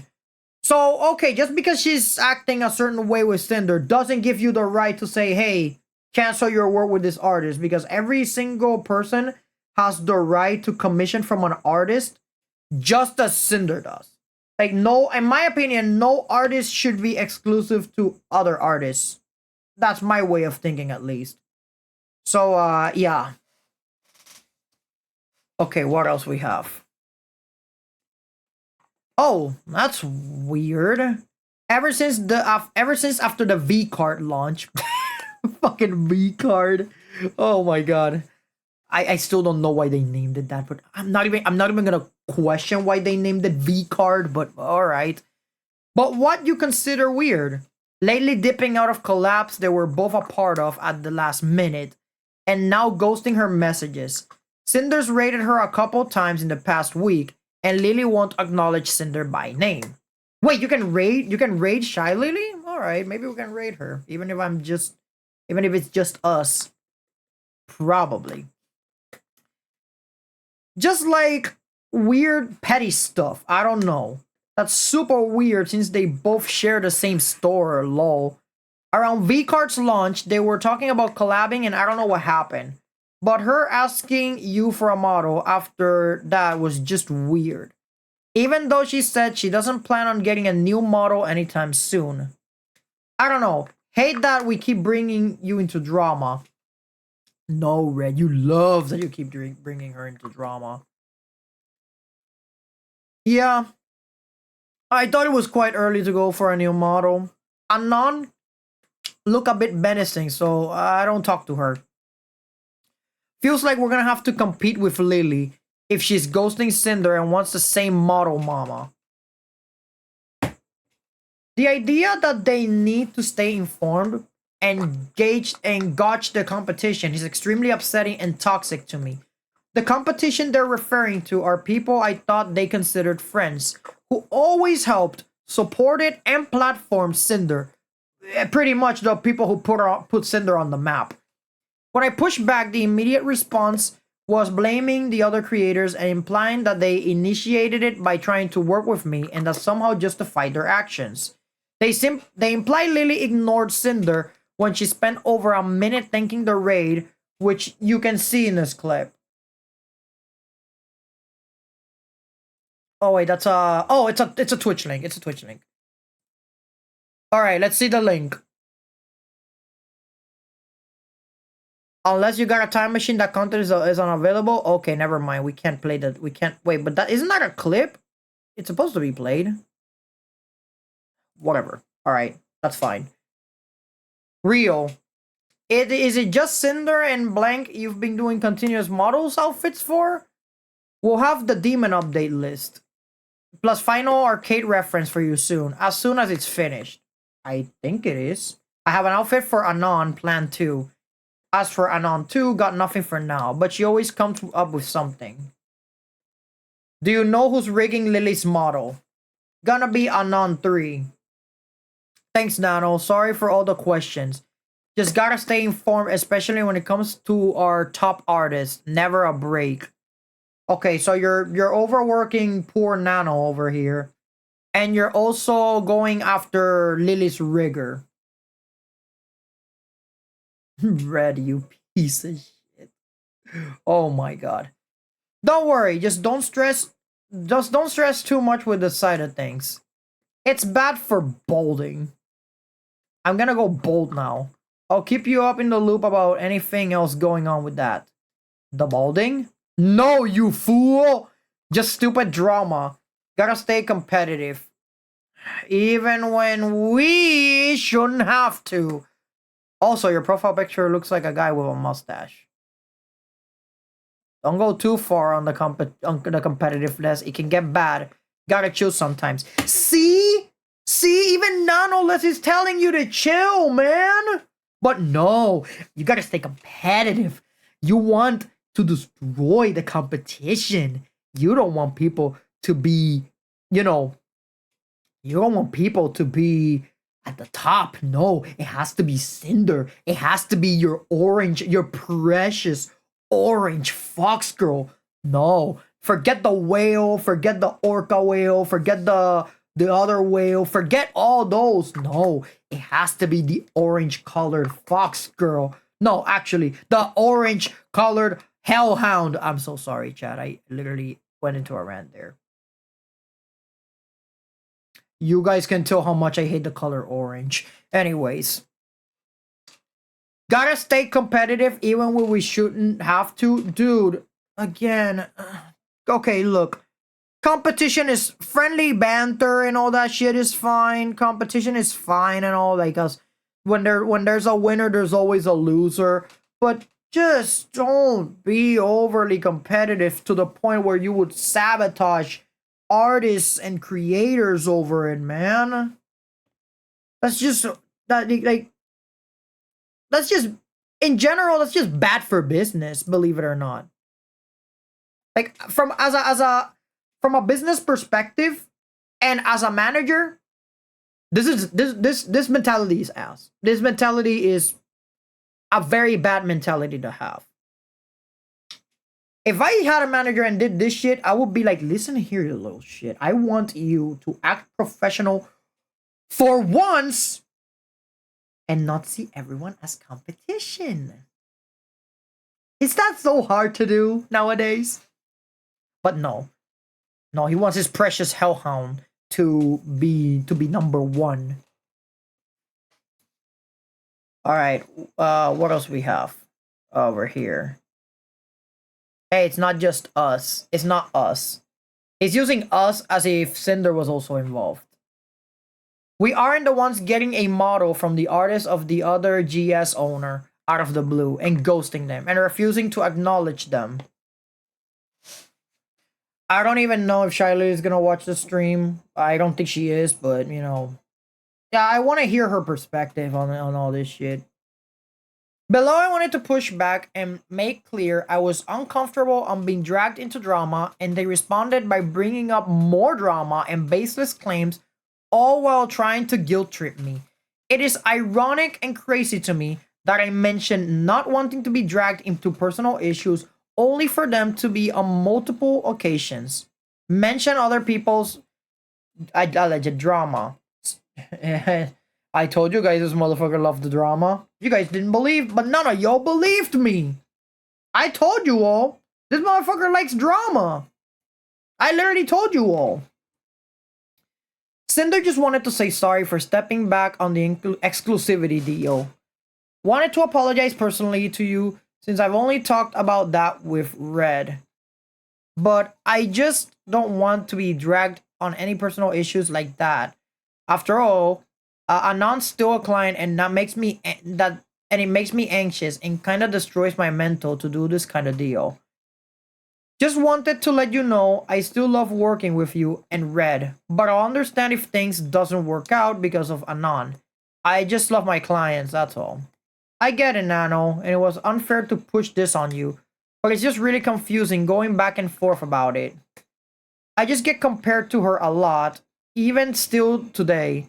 I'm assuming the person is Silver Veil. Yeah, I think one of those is literally Silver Veil. I just get compared to her a lot, even still today. And it's like I'm always living in someone's shadow, which is one reason why Red asked about not making any more models for her. And when I said I understand if things don't work out, it makes me feel like you're okay with not working with me anymore, which hurts so much after all this time. I really appreciate you, Nano, and it's your decision who you ultimately work with. But this is how I've been feeling. I don't really see the point of keeping thinking about being compared to Anon. You're so much bigger already. You've done so much more. So Silver, pretty much. but I will never give Silver any priority over you. Also, there's not even any model for her being discussed. Also, I'm fine not doing her models, but at least gamer subs art stuff will be fine with me. I don't want to be 100% an asshole to her. That's all. It's not me, but other people's opinions of us. And I'm just trying to not get involved in any drama that other people want to talk about comparing us. But I understand where you're coming from, Nano. There's no hard feelings. Sorry about this. My mental is just a bit weak. Same, girl. And I'm sorry for bringing this to you. I want you to get that money. The whole situation is just kind of sucky. I want to get along. I understand if things don't work out about this. It Yeah, my model's twitching, chat. I'm sorry about that. I understand if things don't work out about this. It will be mostly if you hate It will be mostly if you hate me for not burning Silver down from my list. I will never hate you. Thank you and saying I just an insecure bitch. I love everything we've done together and I want to keep doing more. People saying dumb shit online just makes me stressed. Justifying their behavior by stating that they are simply looking out for me when none of this has anything to do with me to begin with, and manipulating into being grateful for earning well thanks to them despite the loss of work from long-time returning clients and new clients. This is the problem, chat. Red was spouting a bunch of nonsense. Not Silver, my bad. Cinder did nothing to stop this guy. Oh my god. Oh my fucking god. Oh god, I am losing brain cells the more I look into this. Motherfucker, no detective is gonna be able to solve this case because they will not even have the patience. It's a good thing I have the patience of a monk, or else I wouldn't be here right now.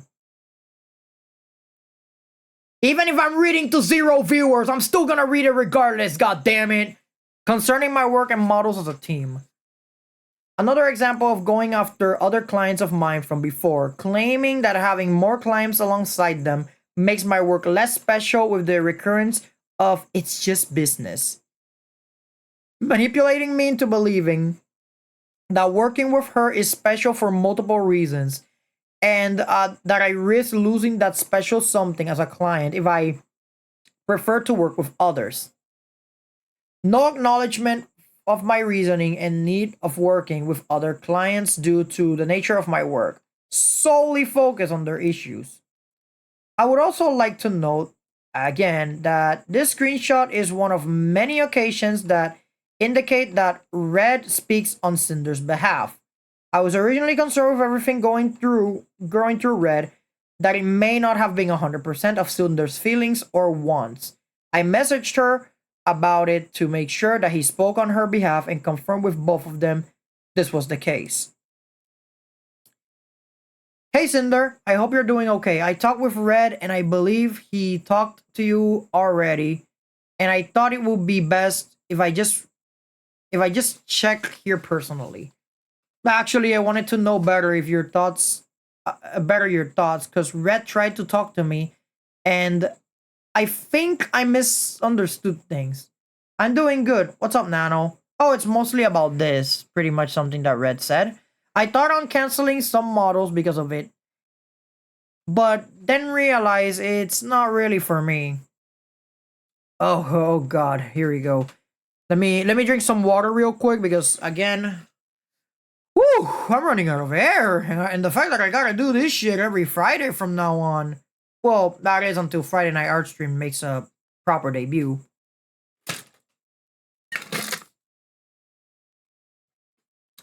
I'm ready. I understand what he means, but at the end of the day, it's just business. Oh, I understand what he means, but at the end of the day, it's just business. That's what Cinder said, not what Red said. Of course, we love working with you and want to keep working together. But if you prefer to work with other clients instead of me, I know it's for a reason for you to help grow and not because you don't like me. Being one of your very first model babies was so amazing. I was happy to be able to find someone to help you with live 2D cutting to improve your skills. And I think that's a bigger part of why everyone loved the 1.0 model and then started asking you for them. I can have Red send you a list of our plans for the future and estimated due dates. So just let us know what you actually want to work on. That way, I have time to look for someone else if you don't have time for my projects or don't want to do them. It feels special to only have your model art for all outfits. But just let me know. But just let me know if you don't have time for me to be an exclusive nano art baby anymore. It's no personal reason. I would never do something like this to you or anyone. But yeah, it's important for my job to reach for and I like working on different projects and people. I never ever said I don't want to work with you anymore. I told Red that even though I have my other works, we will always have a way to get you a priority spot when possible. You will always be my special baby. I also think it's important for you to work on projects that you're excited about. So go through my plans with Red and send you our ideas to see if it's possible with your schedule. I know he can be a little pushy sometimes, but it's because he's just doing business for me to grow too, and he absolutely loves your work just as much as I do. It's okay. We'll update you guys ASAP. Sounds good to me. Red tries to make it look like they never meant for it to appear like they wanted me to be exclusive by flaming it as something I wanted while immediately doubling down on the fact that me working with more people makes my work less special and no longer unique. As if every design is just a Cinder clone. Which again, just because someone has a similar design to her doesn't automatically make it a clone. Like what the fuck? Every VTuber design is different. Sure, there's designs that look similar, but that doesn't mean that the designs are gonna be exactly that, you know? Every design is different. Sure, the design is a certain art style, but that doesn't mean that it's a clone of which. Take me and a VTuber named Rinzos, for example. We both have the same VTuber modeler and rigger. We have the same one. Does that make me a clone of Rin and vice versa? No, hell no. The art style may be similar, yes, but that doesn't mean that we're a clone of each other. If anything, it made me happy to find another person that Link Stella worked under design from. So yeah, I don't see that as a bad thing. All right, let's see. So it's about work. So it's about working with Cinder. My friends told me it's a bit unfair for me to stop other models, so I do more for Cinder, which I agree with them. I am a free artist and I should do whatever I want to do. I don't want to take sides on any drama or situations. I still always have a way to have open slots for Cinder, but I won't be having her as my only customer. I agree, you're a free artist and you should do what you want. But I was under the impression that taking on more Cinder work is what you wanted to do. I didn't think it was like we were making you do that. You literally said to stop working on other people's projects. What the fuck, Red? Guess we got a misunderstanding on both sides. It's more about this. This. Oh, I see. I mean what I said, and I mean what I said is still true about how we feel. But I wasn't saying you had to only do Cinder work from now on. That's with anything though, not just your work. If you have something special and then everyone wants and gets that thing, it makes it less special. I'm sorry you were under the impression we were trying to make you only do work for us. Again, Brett's mentality of if everyone's super, no one is. I will keep things more business or talk and less emotional. Just let me know how this will affect your schedule so I can tell Cinder after. Sorry for the stress, Nano. But every single model I do is unique and make them special in their own way. It's not like I'm selling Cinder to everyone. Please don't feel this way. No, I know. You pour your heart and soul into your models, and they're all incredible. I'm sorry I made you both feel this way too. It's simply business. Normalizing their behavior once again by stating that it's simply business to sabotage other VTubers' careers and not work with them and focus on Cinder instead. Oh my god. It's okay, Nano. You're just making a living and making a name for yourself. And I can't blame you for accepting work from other big names in the industry and having very desirable talent. If you end up filling your model schedule again like it was, let me know. We'll have to replan some things depending on that. Thank you for understanding my side. We're all trying to have our names somewhere. Just don't take this personal or anything. I still love working with you guys, and again, apologize for the trouble on your plans. I'll still revisit my list and see what I got. Business is business. I wanna kill him. I wanna kill him. I wanna punch him. I wanna punch his face. Oh my god. If you want to go through the projects we talked about, and let me know which ones you want to do too. Is this about a non-model Nano? Yeah, I want to take it, but I don't want to disrespect Cinder. I just want to do pretty models. No hurt feelings. Business is business. Oh my god, here we go again with the business is business. Every single time I see this guy speak, I just want to punch him so fucking badly. It's just his attitude in general, chat, is just so fucking punchable. Nano, you're a freelance artist and Blank is a long-time client, so it makes sense to continue doing work for her. I understand the logistics of it. Clearly you don't. At the end of the day, you need to do what's best for you. I really appreciate for understanding my side. I do understand your side too, but sadly it's something between you two, not me. I shouldn't get involved in this fight. I just go art bleu. Right? I know. I just didn't think our other conversation sounded like I was trying to make you not work with her on a model. Like Anon specifically. Maybe I just considered the situation too much. My mistake for thinking this way. It's okay. But are we good for real? This feels like a weird breakup I'm stressing. Me and you are good, but I still have to tell all this to Cinder. It'll be fine. Don't worry. I think she's still sleeping. What I really hate about him is that he's using passive-aggressive language towards Nanoles, and it's absolutely fucking disgusting every single time I read it. Damage control. Making sure none of this reaches the other VTubers and is all kept hush-hush, while also providing proof that they know that what they do is ill-intended and should not get out, as it will cause issues for Sinder's career to be painted in this light. Note that the uncalled shot at VTuber 1 is even spoilered a hidden message in the Discord, so it won't accidentally be leaked. I try to be transparent as much as possible. I think it's more fair for both sides this way. You didn't tell Blank you canceled because Cinder did you? No.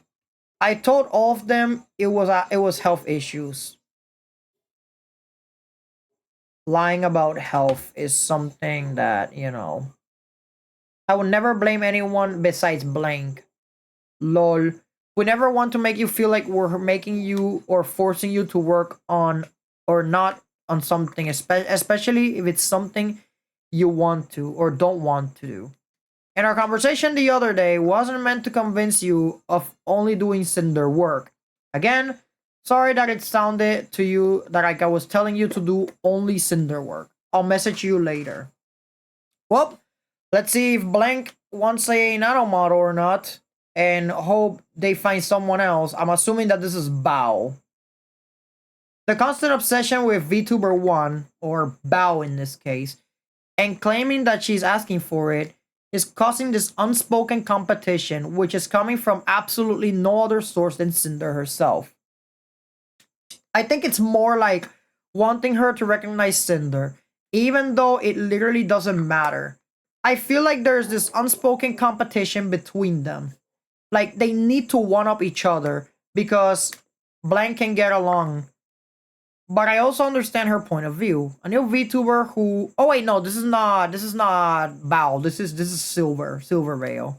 But I also understand her point of view. A new VTuber who people say looks, sounds, and acts like you just becomes just as successful as you in a year. If she did recognize Cinder as an equal or a friend, then it would be like she's endorsing her copy, or like I've seen some people say, her replacement. They share a lot of the same audience too. Like at the end of the day, it isn't about how much we make compared to her. We just want her to recognize, hey, Cinder's a big VTuber too. She's got there on her own merits, just like you did. Get along. And the marketing potential and money they could make if they team up. I just know anything we do. She's watching and will take from or try out to outdo. Oh my god. You know the spinning figure we have on stream? Silver figure was announced on Wednesday. No spinning figure. Cinder debut Saturday. Everyone hears about it. Figure announced spinning figure.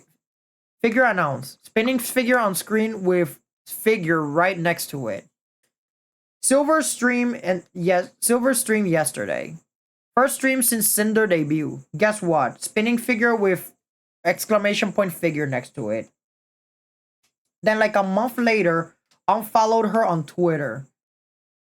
And started taking her ideas, Cinder's ideas. Like the flames. And now she's basically rebranded to more of a fire Cerberus. Oh wait. Wait, I don't think this is Cinder. I think this is Spite. Yeah, this is Spite. Chat, this is Spite. Yeah, this is not Silverveil. This is Spite. Okay. Then, like a month later, unfollow her on Twitter, like the flames, and now she's basically rebranded to more of a fire Cerberus, using fire emojis all the time. Shake my head. Never did that before. It's funny because she used to call herself a hellhound, but stopped when Cinder grew past her and now uses Cerberus or Cerberpop or whatever her lore says she is. I don't know. The unfollow is weird. Yeah, so like there was also unprovoked tweets from her. Like, I didn't copy anyone else for my design. My design is all me. This is who I am. Like, huh? Who are you saying that to? Oh lol, on random Cinder clips on YouTube. There was one dedicated Spite fan or someone she knew, I don't know, that will comment on these clips saying like when are you going to clip Spite? Only on Cinder clips. I like to highlight the irony of expecting to be entitled to recognition for her own efforts and size when her own active efforts are tied to sabotaging this very same VTuber. Also, feeling entitled and insisting to be recognized by someone else is odd. Thanks for taking the time to read through everything. I hope everything makes sense and everyone who has been hurt, manipulated, or sabotaged by her will find closure. Chat. If this is the guy that Cinder was trying to protect, or if this is the guy that Cinder did nothing about, you know, when it comes to all this shit, I swear to God. I swear to God. Alright, chat. It's already 9:30 it's already 9:30 at night and whew. Ooh, I'm running out of air. Chat, being in hell is not easy. I swear to God, being in hell is not easy at all. Being in the trenches of hell, oh my God. All right, let's go. Let's go back to the surface because something tells me that we're gonna be here for a while. Actually, no, we're not gonna be here in this. We're not gonna be in the surface. We're gonna be in. We're still gonna be in hell because we're already in a deep rabbit hole. I don't think I'll ever. I don't think I'll see the light for days even. So yeah. My God, Chad, that was horrible. That we're not even 100 pages in, and we're already seeing all this shit happening. Holy fucking shit! What the fuck? All right, Chad. Now we're on a mission. We're on a mission to try and search the people that were associated with Cinder. It's time for Raid a Streamer, where we find another streamer to raid every single night. And it's a good thing that Duck is coming with me. So I'm not entirely alone in this ordeal. Alright, so let's see. Who was associated with Cinder that could be online right now? How about, okay, let me see if Tricky Wee's online. Tricky Wee. Is this the one? I don't think she's online though. Yeah, I'm trying to find people so that we can. No, Tricky Wee is not online at the current moment. Yeah, Tricky Wee is not online right now. Shy Lily? Is Shy Lily online? No, she's not online either. We're trying to look for people to raid that are associated with her. Silver Veil. I don't think these people accept raids, but hey, I'm just pushing my luck at this point. If not, then we'll just raid somebody else. Okay, yeah, taking accountability. Okay, Tricky Week, Nixu. I don't think Nixu has. I don't think that Nixu has a. I don't think Nixu has a Twitter. Oh shit! Well, not a Twitter, but a Twitch. Oh shit, she does. It's Iomaya, which is not online either. All right. Who else? Cotton. Cottontail VA. Is she online? No, she is not. It's okay, so unfortunately we cannot raid any of the people that were associated with Cinder because I mean, for fuck's sake, none of them are online. Wait, I forgot about some of them. How about Bao? I'm gonna hunt right now. I'm on a scavenger hunt. She's not online either. Yeah, she's not online. Because if they were, we would have her online down here on the other ones. So no, Bao is not online either. We gotta keep looking. Libérame from hell! Please! Oh my goodness. Oh god. What have I gotten myself into? Aru? Is she online? No, she's not. And how about Spite? Yeah, how about Spite? None of them are online as we speak. So you know what that means. We're gonna have to raid somebody else. Alright, who are they collabing with? I am going to raid... oh my god, I think I'm gonna raid one of the few people that wish me luck on going on this ordeal. So we're gonna do just that. I'm gonna blast you guys straight towards... yeah, I'm gonna blast you guys straight towards Magic Tea House. Since she is the one that wished me luck on the whole... she is the one that wished me luck on the whole ordeal. on the journey to hell. So we're gonna be rating Magic Tea House. I will see you guys on Monday, because on starting on Monday I am going to be playing Undertale. Get it? Undertale, and we're in hell. Yeah, it's just a coincidence. But I wanted to play Undertale for a long time, and we're finally gonna be playing it. So we're gonna be starting to play Undertale next week, and I am gonna blast you guys straight out of hell and straight to Magic Tea House. But in the meantime, I'll see you guys later. Bye!